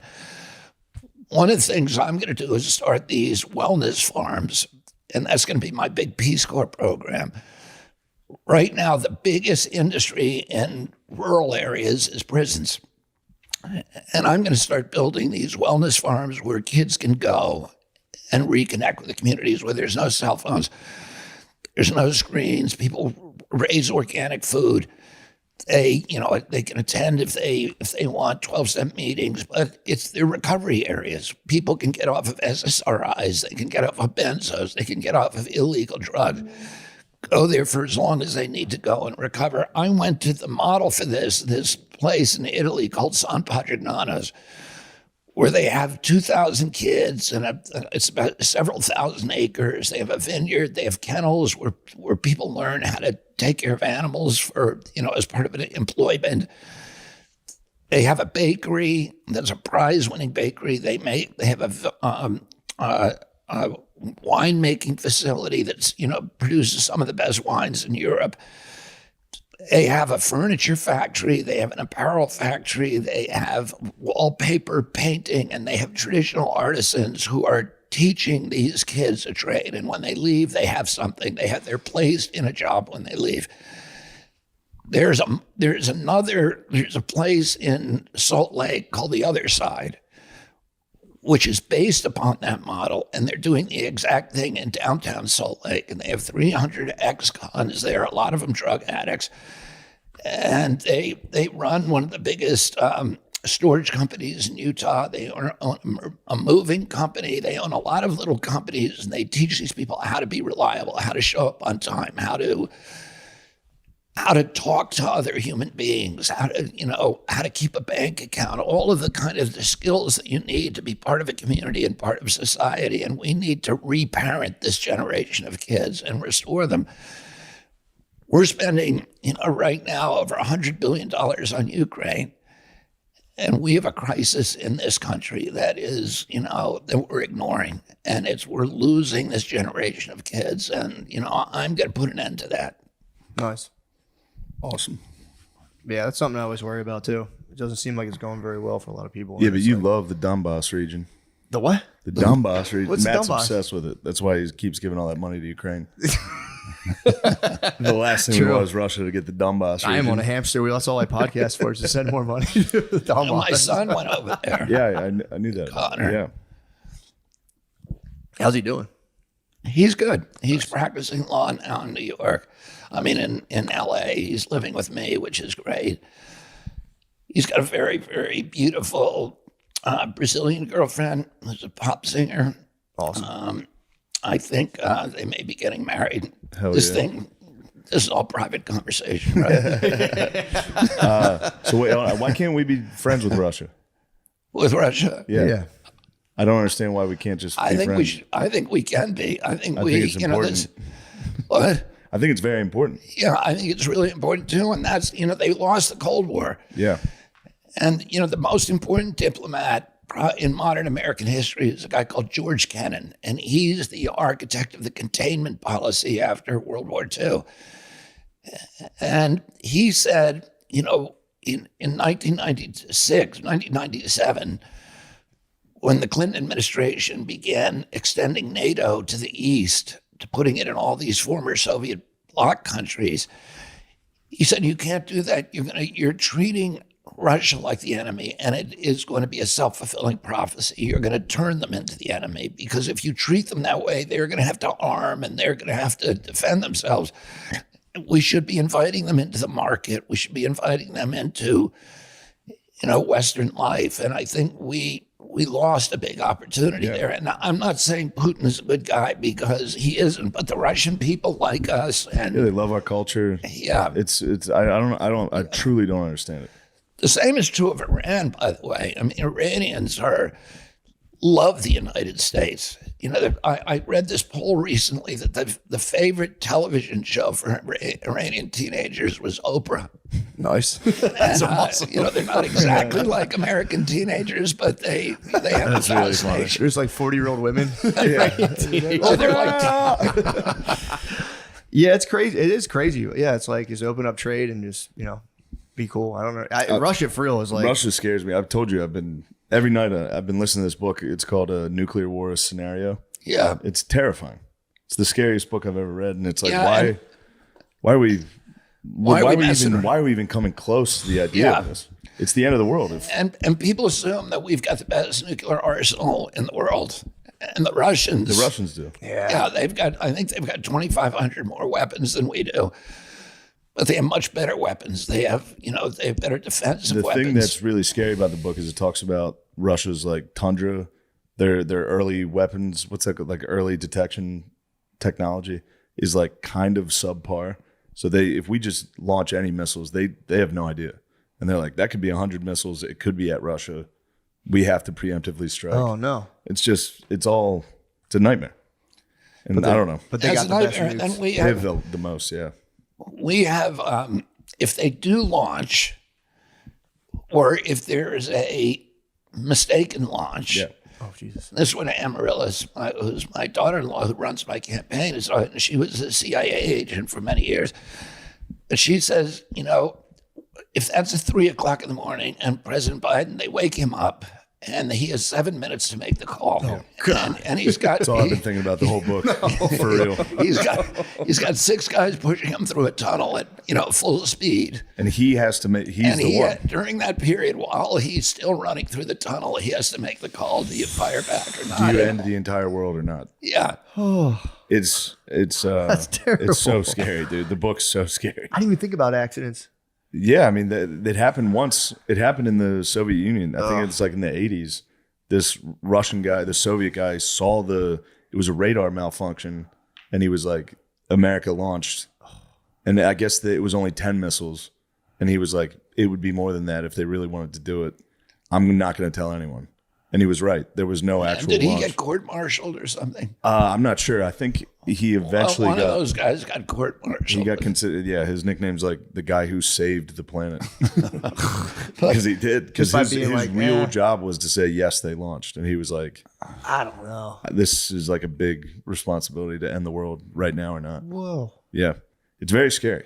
Yeah, that's And terrifying. I never thought that. It reminds me of that Trump speech. He was like, "It's the N-word." You ever see that? Yeah. It's one of the funniest speeches. What is it? He's doing a rally and he's like, I guess Trump he came to the conclusion that it's very serious to even discuss nuclear weapons. And he's giving a rally and he's like, there's a new N-word. And everyone's like, Jesus Come on, man. Christ, dude. And he's like, no, not the other one. It's like, God damn it, dude. You know, I don't know. It was I think it was 2 years ago. Your producer will probably be on top of this. He's looking at girls on was- Instagram. Where Hawaii Yeah. got I that remember notice. that. Yeah. Oh, yeah. I remember that there had been a launch that there was incoming and everybody should run into their bomb shelters, Yeah. which Which will do nothing. Yeah. God damn. Yeah, that's kind of terrifying. But now, too, if we're friends with Russia, they might be like, you just like me because of my nukes. True. You know? is what They might just be like, you just like me because of my nukes. Russia might just be kind of It like, is true, though. You don't even we really have to like like me. them. If they didn't have nukes, we wouldn't have to like them. But it's important we like them.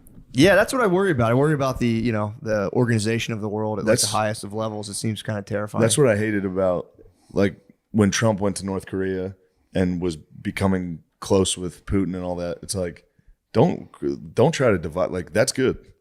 I don't care. That's good. That's better Yeah. than them having animosity towards He should us. be a permanent diplomat to like Apparently totalitarian. people like him. Yes. He's great at it. If elected, will you send him to North Korea? Yeah. Yeah. He needs Good to be. idea. Yeah. He needs to be friends over there. Send him and Rodman. True. Ever experienced the agony of harsh smoke, throat burning, or coughing attacks when smoking cannabis? The struggle is real, but the solution is chili. That's right. I'm talking about the smoothest way to light up, and that's with Freeze Pipe. Freeze Pipe makes a unique line of freezable pipes, bubblers, and bongs that are 80% colder than using ice cubes to chill smoke. The magic is in freezable glycerin chambers that come on every piece. Simply pop the chamber in the freezer. What? I read it every week. Don't laugh. I'm sorry. We're in the middle of a presidential Simply interview. pop the chamber in the freezer for 1 hour, and as smoke passes through, it's instantly chilled by over 300 degrees. So every puff arrives ice cold and cough free. That's nice. It does, dude. They work. That's all I can say. I've done it. They're fantastic. American owned and with over 100,000 happy customers, Freeze Pipe uses the thickest glass and market leading glycerin chambers for a smoother experience you have to feel to believe. Ditch harsh smoke forever by visiting thefreezepipe.com. Use code DRENCHED for 10% off your order. That's thefreezepipe.com and code DRENCHED for 10% off. Shop today for free shipping and smoke like royalty without paying a king's ransom. That's nice. Yeah, that's important. It's also funny. This is in the middle of an RFK interview. I know. I was thinking that. Let's take a break from talking to a presidential candidate and let's talk about Prize Picks. Prize Picks is America's #1 fantasy sports app with more than 5 million members. It is the most fun and exciting way to get in on the action. Oh, I thought you were laughing about something. No. While you watch your favorite sports and players, you just pick more or less on 2 or more player stats for a shot to win up to 100 times your cash. Testing my skills on Prize Picks this playoff basketball season is the most simple way to get in on the action. You just select 2 or more players, pick more or less on their projected stats, and submit your lineup. Prize Picks offers injury insurance so that your lineups they stay in play even if one of your players gets injured this basketball season. That's nice. Yeah, that is. If you have a player who exits the game in the first half and does not return in the second, Prize Picks will have your back and not count that as a loss. Hell yeah. Personal endorsement. I love it. You got any more picks? You nailed it. I mean, I nailed it last week with DiVincenzo, but Kyrie's at 22.5. Luka's at 28. I go Kyrie. No, you mean Above, more. more. My bad. Can't say that. More. More. I go more. You're going more on Kyrie? Yeah. They're Go playing, more. who are they playing? OKC, that's right.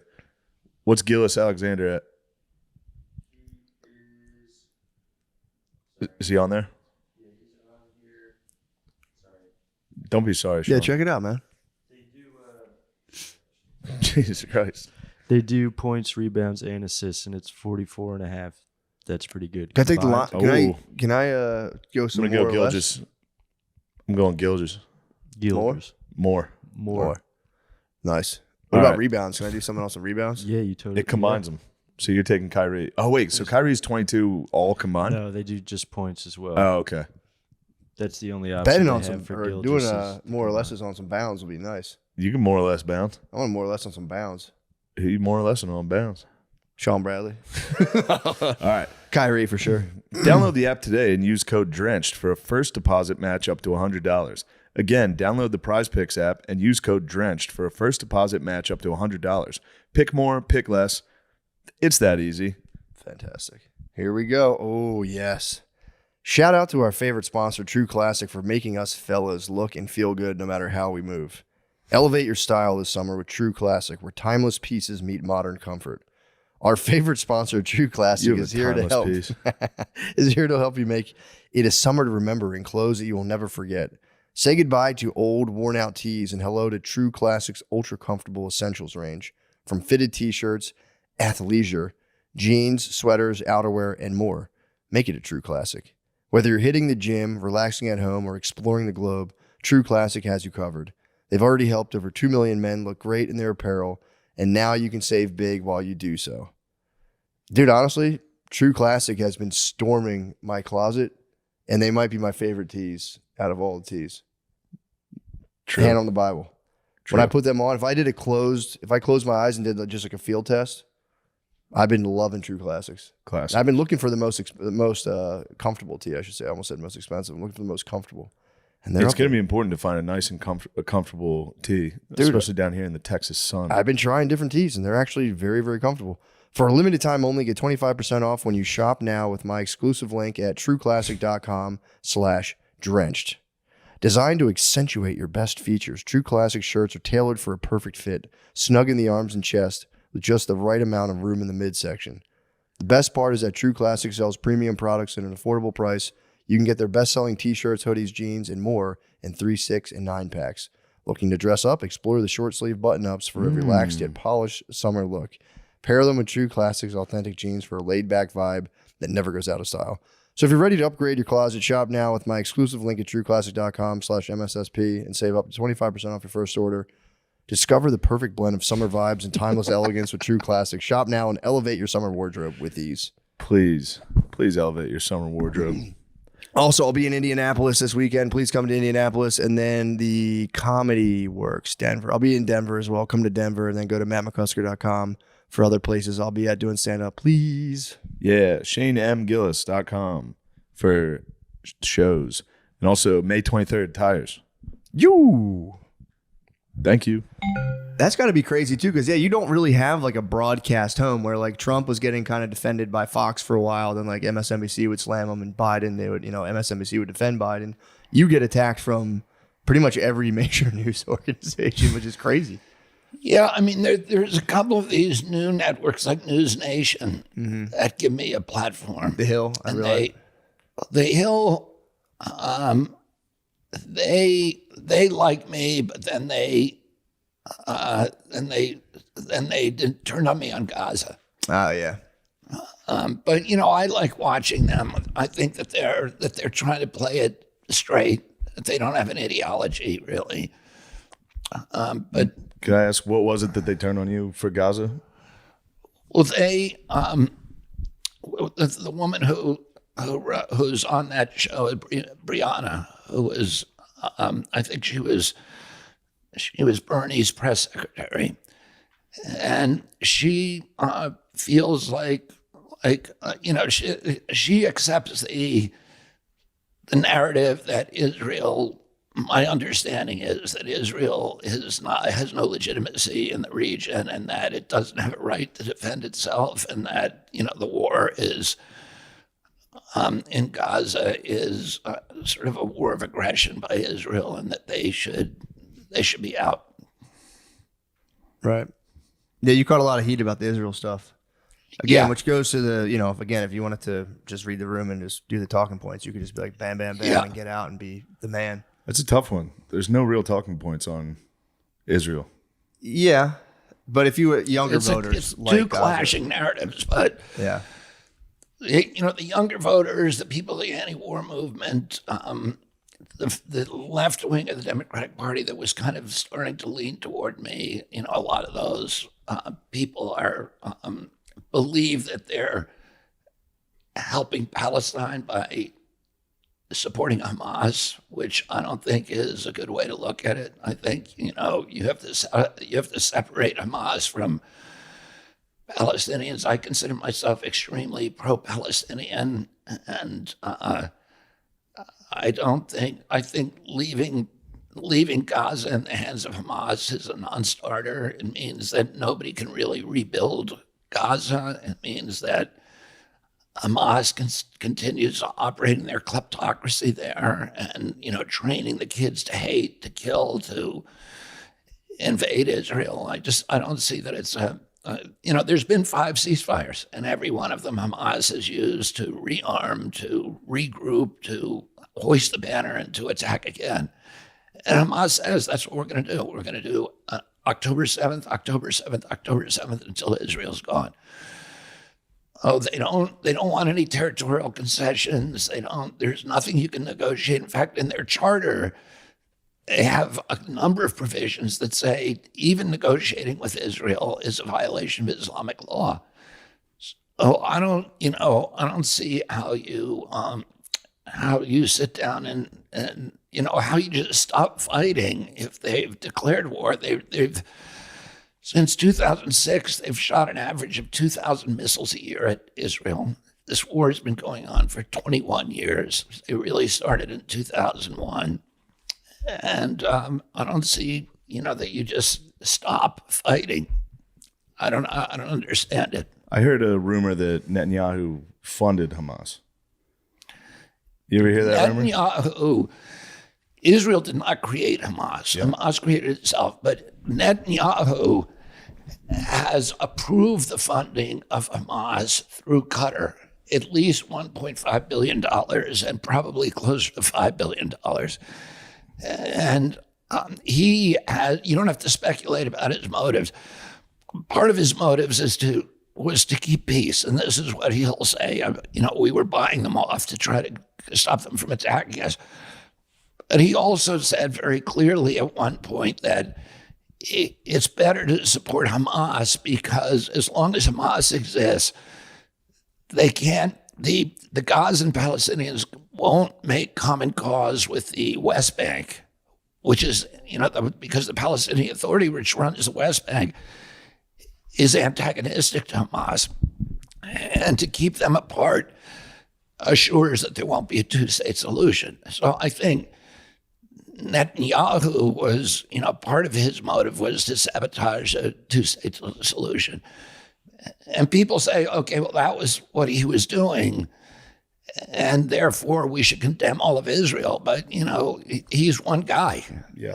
And, when George Bush and Dick Cheney were running this country, they did some pretty sketchy stuff, including invade a country that did nothing to us. Yeah. And destroy it. And yet, we don't all hate America and say that we have no right to exist. Fair point. That's a pretty fair point.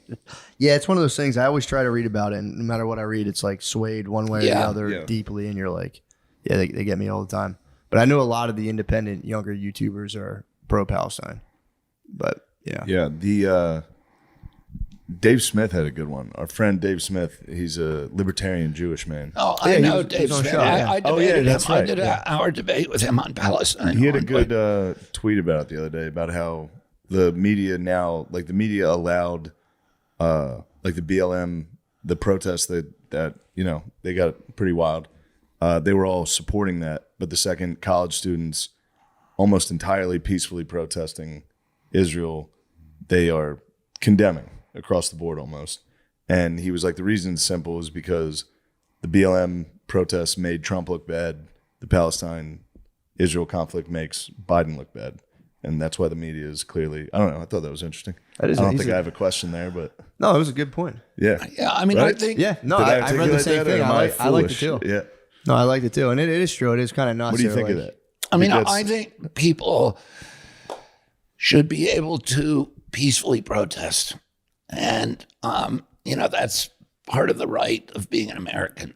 So, when, at some point, as though those protests become across the line, if you block students from going to class, if you block Jewish students from going to class, if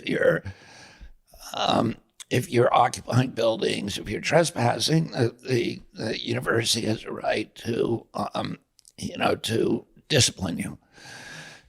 The rights are very different if you're on a state school campus, because the state really should not be censoring anybody on the First Amendment. But if you're in a private school campus and you have community guidelines that protect, for example, non-white students, the same protection should be given to Jewish students.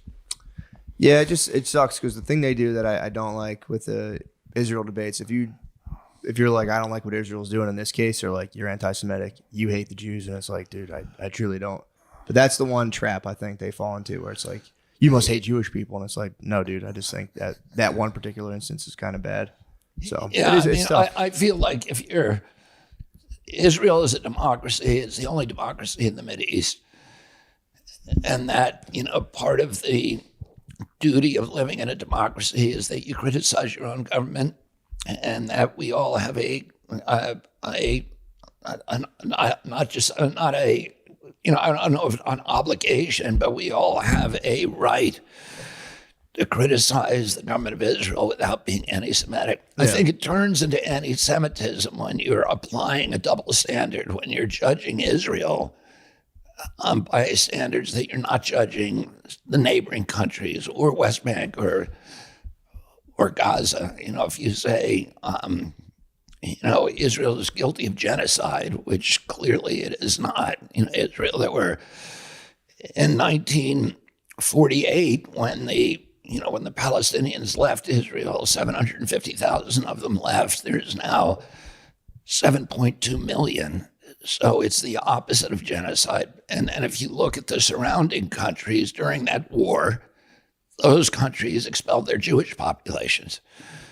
There's many of those countries, for example, Jordan, where there's not a single Jew. And the countries that still have, there's only, I think, 15,000 Jews remaining in all of those countries. And that is a genocide, and it's continuing. And those countries are also committing genocide, many of them against Christians, like real, organized, systematic, we're going to kill you if you don't leave. And that's not true in Israel. Israel, if you're a Palestinian in Israel, there's 1.8 million Palestinians who have Israeli citizenship, and they have all the rights of Jews. They vote in elections. They can run for the Knesset. There's 10 Arabs who are serving in the Knesset. They can run for prime minister. They serve on every level of the judiciary. In fact, 4 years ago, a district court judge who is Arab convicted an Israeli prime minister of corruption and put him in jail for 7 years. And that decision was upheld by an Arab judge on the Supreme Court. Nothing like that could happen in the West Bank. In fact, these protests, if you tried to do these kind of protests in the West Bank or Gaza, you would be killed. There's no free speech. There's no freedom of press. There's freedom. In fact, I think there's 27 states in the Mideast, and I think 26 of them have an official religion, and Israel is the only one that doesn't. Israel has freedom of religion. You can worship anybody you want in Israel without penalty. You can, people who are Arab or Druze or other nationalities and ethnicities, Shia or Sunni, have all the same rights as a Jew. So, saying that you're, saying that Israel commits genocide without talking about what's really happening around them is a double standard. And when there's no freedom of the press. There's no in West Bank or Gaza. If you even talk about these things, about opposing the leadership, your life is at risk. If you're gay, you get killed. Heard that. Yeah. If you're a woman, you have no rights. There's, Yeah, I've heard they're pretty tough on that as well. Yeah. What did Dave Smith say? Tough on crime. What did Dave Smith say? What? What did Dave Smith say to all that? What did he say? Nah.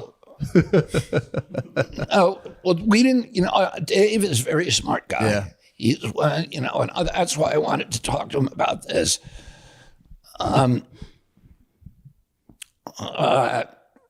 Because, I wanted to talk to them. I think he's probably the smartest guy out there on that, from that point of view.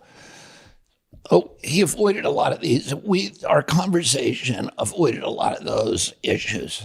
And I think it was much narrower conversation. I think. Yeah, those debates spin off into like in 1942, the jurors, blah, blah, blah, and they did this, and the battle of blah, blah, blah. And like, I don't even know what you're talking about. Yeah. But yeah, they should really, put that into more of a ceasefire. But it is tough because, it's hard to talk about the issue without talking about the history. Yeah. Because it goes, there's kind of an assumption that Israel is not a legitimate country somehow. And that all of those countries were created by the British and the French after World War I when they cut up the Ottoman Empire. And Woodrow Wilson had said to them, I will only participate in this war if the people who are living in those countries get to govern those countries. So Britain was given the leadership over the administration of the Palestinian Mandate, which was Palestine, which was one of the bigger chunks of the Ottoman Empire. And Britain made a decision. They actually went and interviewed people, and they interviewed the Jews and the Arab. There was a Jewish population, an Arab population, and the Jews are always been a second-class race. They were called dhimmis since Muhammad conquest. And the Muslim leader, whose name was Mufti al-Husani, said, if this is all our land, there's nothing here for the Jews, and we don't even want a state even a mile wide for Jews. And any Jew that stays here will have second-class citizenship. So the British said the Jews had helped the British in World War I and World War II, and the Arabs had been against them. Oh, the Jews had taken Israel's promise that we're going to give you your homeland here. They said they were going to give them all of Palestine. Instead, they gave 85% of Palestine to Arabs, and they gave them a little sliver, about 10 to 15%. And so Israel, but all of those nations were created out of whole cloth, and none of them made any sense. I mean, Syria had a Kurdish population in it that was never given a homeland. The Christians were given a homeland in Lebanon because there's a lot of Maronite Christians, so they were given their own homeland. The Jews were given up a small, tiny little homeland in Palestine, which is, where there had been a Jewish presence there for 2,700 years. The Arabs were given most of it. And but there's a feeling among the Arabs that Jews shouldn't have any of it, and that's really what this dispute is about. How could we end it? Nukes. No. Listen, They keep bringing that shit up. I know. The thing is that Israel is at peace with two of its neighbors. When I was growing up, it was inconceivable that Israel would ever have a peace agreement with Jordan or Egypt. And it has peace agreements. Now you have the Abraham Accords that are three more nations that want to make peace with Israel. And it appeared that Saudi Arabia also wants to join the Abraham Accords. And, Saudi Arabia did something really interesting, which is after 9/11, because Saudi Arabia had a very, very radicalized population. And those were the people, I think 26 of the hijackers on 9/11 were Saudis, because they had these Wahhabi, this strain of Wahhabism, which is a very radical form of Islam and jihadist form. And the Saudi Arabian government had encouraged it. But after 9/11, they were critiqued all over the world. And they made a decision, we're going to de-radicalize. And they put in place all of these programs to de-radicalize their population, and it worked. And so I think the ultimate solution is economic development. We need, Gaza should be one of the richest, most pleasant places to live in the world. It has miles of white sand beaches. It's the beautiful bluffs. It has the richest agricultural land. It has a foot of topsoil. It's an oasis, so it has abundant fresh water. It has a port that is at the confluence of the Mediterranean Sea and the Suez Canal and all the trade routes from Africa, Mideast, Asia, and Europe. It should be the Singapore of the West. And if you had people who are focused on economic development, this place would be thriving. But instead, all of the money that they get, they steal. The top guy at Hamas, Ismail Haniyeh, has a net worth of $5 billion, which he's stolen every penny of it.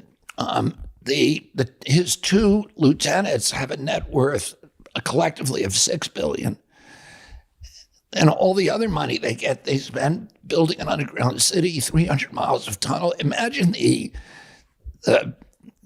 innovative and the entrepreneurial and the resourcefulness of these people to be able to make 300 miles of tunnels under their city. And all that's gone to war. What if you put that resourcefulness to work actually building a society that people could be proud of, which is what the Jews did. The Jews took a piece of Israel, of Palestine, a little tiny sliver 9 miles across, and it's now got one of the highest GDPs in the world. And it was barren wasteland for thousands of years. And, the people in Gaza have that capacity. And I think if the world comes together around them and says, we're not going to tolerate Hamas anymore, we're going to create a Marshall Plan so that, you and your children and generations of children can thrive. This is what we did after World War II. The Nazis ran Germany. We denazified them, and now they're the richest country in Europe. And nobody worries about them going to war because we got rid of that ideology. The same thing happened in Japan. It's the richest, Japan, I think, third richest country in the world. So, I think you can de-radicalize them with good leadership. The problem is that,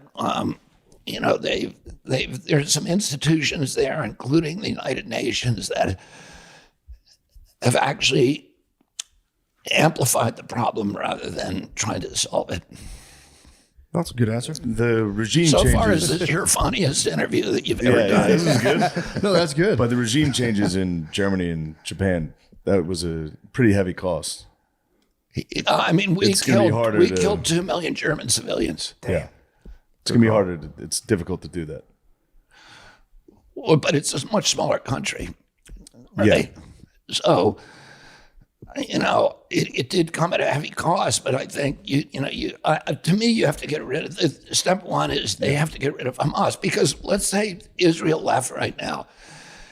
Israel left Lebanon, and and Lebanon immediately Hezbollah became the hero and the kind of the world, became 10 times as powerful because it looked like they had defeated Israel militarily. So if Israel leaves right now, it makes Hamas 10 times as powerful, and then they leave an enemy at their border that they know is just rebuilding for the next attack, and that is not going to negotiate with them. It will not be satisfied with any outcome except the annihilation of Israel. So I think you have to get rid of that ideology. And at the end of World War II, Roosevelt and Churchill met at Casablanca to decide what was going to happen. This was after the Normandy invasion. They knew that they had the capacity then to destroy Germany. And Churchill said, we should not do an unconditional surrender, because if we do that, then every German is going to fight to the death. And Roosevelt said, if we don't do unconditional surrender and we don't denazify Germany, they're going to come back in 10 years and do it again. As soon as they get another generation, they're going to come back. You got to denazify them. Oh, I think the same argument applies to Hamas, is that you got to get rid of them in order to give the Palestinians a chance to really rebuild their country. And then the whole world has to come to their aid. and start, incentivizing economic development rather than, the devotion, the commitment to all of their human and financial resources to a war machine. After World War II, we had between 1944 and 1948, we did the Marshall Plan in Europe, and there were 17 countries in Europe. We rebuilt them all. And we rebuilt them. The amount of money that we gave for the Marshall Plan was $626 per capita, per person in all of those countries over a 4-year period. And in 2023 dollars. So it was $42 at that point. Today it's $626. We've given over the past 20 years $8,600 to every Palestinian. And yet they're worse off than when we found them. Why? Because all that money's been used, either stolen or used to build a war machine. And so, it's just throwing money down a rat hole instead of building a society that makes people proud, that, makes people hopeful about their future, that gives them power in the world and sovereignty over their own destinies. And that's what we need to do for the Palestinian people. Yeah, it's just tough now. Like in World War II, you could people go to war and they'd be like, oh yeah, whatever. It just is what it is. Now with there's footage, there's babies dead. It's all of it can just be spun into just you don't know what. You're seeing it on social media. Yeah, and you're just this is terrible. So like you were saying, if you have to, take military intervention to remove Hamas, Shane's you have to kill hundreds of thousands of people. It's I feel like people feel they see the effects of war more acutely now. So it just seems they do a good job of keeping the Ukrainian footage out. Yeah, you don't see that. Yeah, I guess you really don't. But, I think that's interesting. I haven't seen. You don't see any of it at all. Rarely, you see some drone operating footage, but there's really not that much online about what's going on in Ukraine. That's weird. Yeah, compared to Israel Palestine. There's video. They're everywhere. Yeah. Terrible. I don't know. You know what? I mean, there's much worse wars going on right now than Ukraine. Yeah. I mean, I think there's been 300,000 kids killed in Yemen. Yeah. And, we're supporting that war and nobody complains about it. Yeah. And, then there's in Syria, the same thing. What they did to the Kurdish population in Syria and Iraq, we killed 500,000 kids. With the sanctions and with the war, 500,000 children died. Yeah. To get rid of a guy who never did anything to us. Oh, terrible. So so we do have to ask ourselves, and there's conflicts all over the world right now that are worse than what's happening in Gaza. And why is nobody complaining? Why don't we have protests? Do we only protest when there's Jews involved? Or, do we care about all these other places where Muslims are being killed? The Uyghurs in China, all over there are slaughters taking place of Muslims and evictions taking place, and nobody's complaining about them. But it's just one place where they complain, and that's when, it happens to be when the one Jewish nation in the world. And by the way, people say, when they say Israel is an apartheid state, how can you say that when every nation in the region has actual apartheid rules and Israel is the only one that doesn't? The apartheid was in South Africa and there was 143 rules that were race-based and that punished minority races or give them, and Gaza has that. In the West Bank, it's the death penalty for selling property to a Jew. In Jordan, it's the death penalty for selling property to a Jew. Why aren't people complaining about the apartheid state in Jordan? Or, they set the bar pretty low over in the Middle East. They set the bar pretty low in the Middle East. And that's what really I mean by a double standard. Yeah, it's bad. There's a famous story about the guy who is the president of Harvard. I think his name Richard Lowell. In the 1920s, and he was trying to get, Harvard was the first Ivy League school that let Jews in. And he was trying to get rid of all the Jews at Harvard. So he made the applications by Jews much, much more rigorous than the application process for other people. And he was asked, why are you doing that? And he said, because Jews cheat. And people would say to him, well, other people cheat too. And he'd say, you're trying to change the subject. I'm talking about the Jews. So This is the president of Harvard. that is the kind of level of conversation that you have when you say, well, Jordan kills people executes people for selling land to Jews. Stop talking about Jordan. I want to talk about Israel. Yeah, that's a fair point. Because there is everyone. It's taken for granted. Like, oh yeah, they throw people off roofs and stuff. Like we all know that. Obviously. Also, thankfully, Harvard has since changed their racial acceptance policy. Yeah, true. They use it against Chinese people. A real quick one. What's going on in Haiti? Are we going to help Haiti ever figure out what's going on down there? I mean, every time we've intervened in Haiti, it's made Haiti worse off. But, it's the poorest country in the hemisphere, and it's in total chaos right now. I'll tell you an interesting story about Haiti. And Haiti was it was the pearl of the Caribbean. It was the richest colony that France owned. And during the Revolutionary War, France came over, sent armies over, and helped us win the revolution. They had a couple of battalions that were all black from Haiti that came over here and fought. And those guys saw what was happening in America, and they said, we can do the same thing. So they went back to Haiti, and they started a revolution against the French. At that time, there were Americans who were coming down up the Ohio River, into onto the Mississippi and invading New Orleans, which was a French possession. So there were Americans flooding into New Orleans, and the French were worried that the Americans were going to take New Orleans away. So it sent the biggest fleet in history over to New Orleans to get rid of all the Americans. And they said, on our way, we're going to stop in Haiti and suppress this rebellion.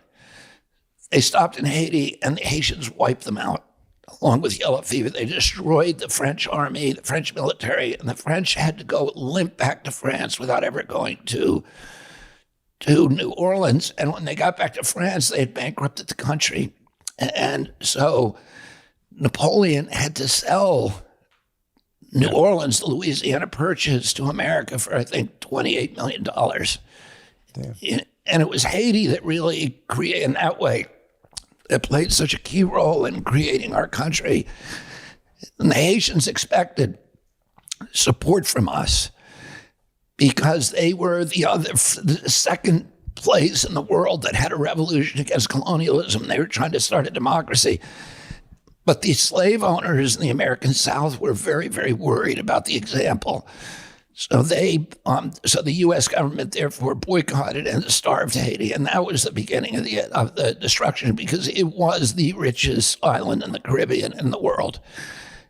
And because of that, because they were being starved to death, they had to cut down all the trees, and the soil eroded, and you had this cycle where the U.S. then goes in and invades periodically with the Marines, and every time just takes a little more out of Haiti. So it's a sad example of U.S. foreign policy. That's pretty terrible. I didn't know that. Yeah. Oh. Yeah, Haiti's. There's a good podcast on it, Revolutions, about the Haitian Revolution. It's pretty awesome. I know you're running out of time. I understand. Yeah, true. I understand. But yeah, we should help them out, don't you think? Yeah. Yeah, True. We gotta help help our neighbors out. Yeah, that'd be awesome to do. Let's work on those cartels a little. So let's figure it out. I have one quick question left. So I don't think you've never voted before, have you? No, neither of us have ever voted before. How do you do it? How do we vote? I know we got to fill out a form online to register. How do you actually vote? I've never done it before. How do you vote? Yeah. How old are you? 38. And you never I voted? told you my generation is dispossessed. You don't make fun of me. I'll tell you what. You don't need an ID. You don't need an ID. You definitely don't need an ID. That would be racist. True. Wouldn't it be racist if you need an ID? Anyway, I'm gonna go. No, to I'm the just bar. kidding. We go online. Those racist bastards better not check my ID at the True. bar. True. You know, I know how you do it. You go online, fill it out, and then go in there.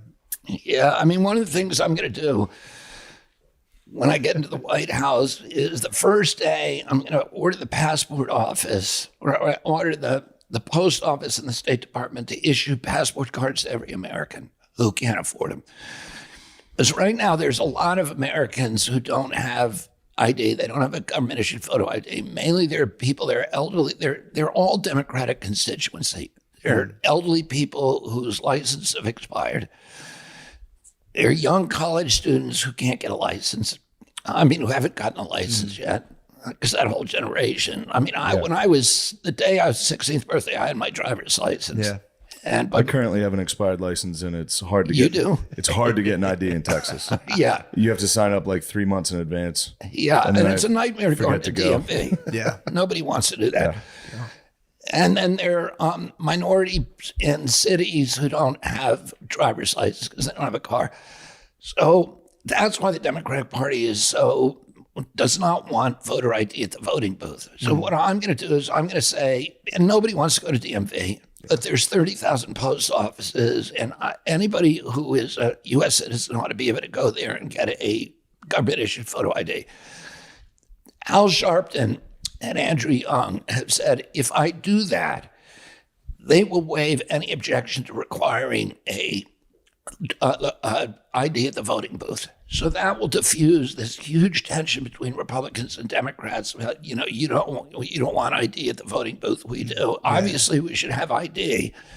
And I understand why the Democrats don't like it, because it disenfranchises millions of their voters. We could solve that problem that way.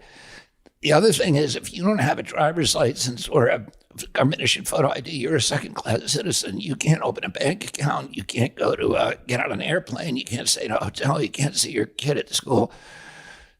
So it will solve problems for a lot of other people. And then right now it's illegal to employ an illegal alien, an undocumented alien. But people do it anyway because all you have to do is check out a box. It says, I saw their Social Security card. Well, Social Security cards are easily fabricated. They're used on job sites in New York. They're passed hand to hand, so everybody just shows them to the boss, and then they pay them in cash at the end of the day. And nobody ever gets arrested for hiring an undocumented.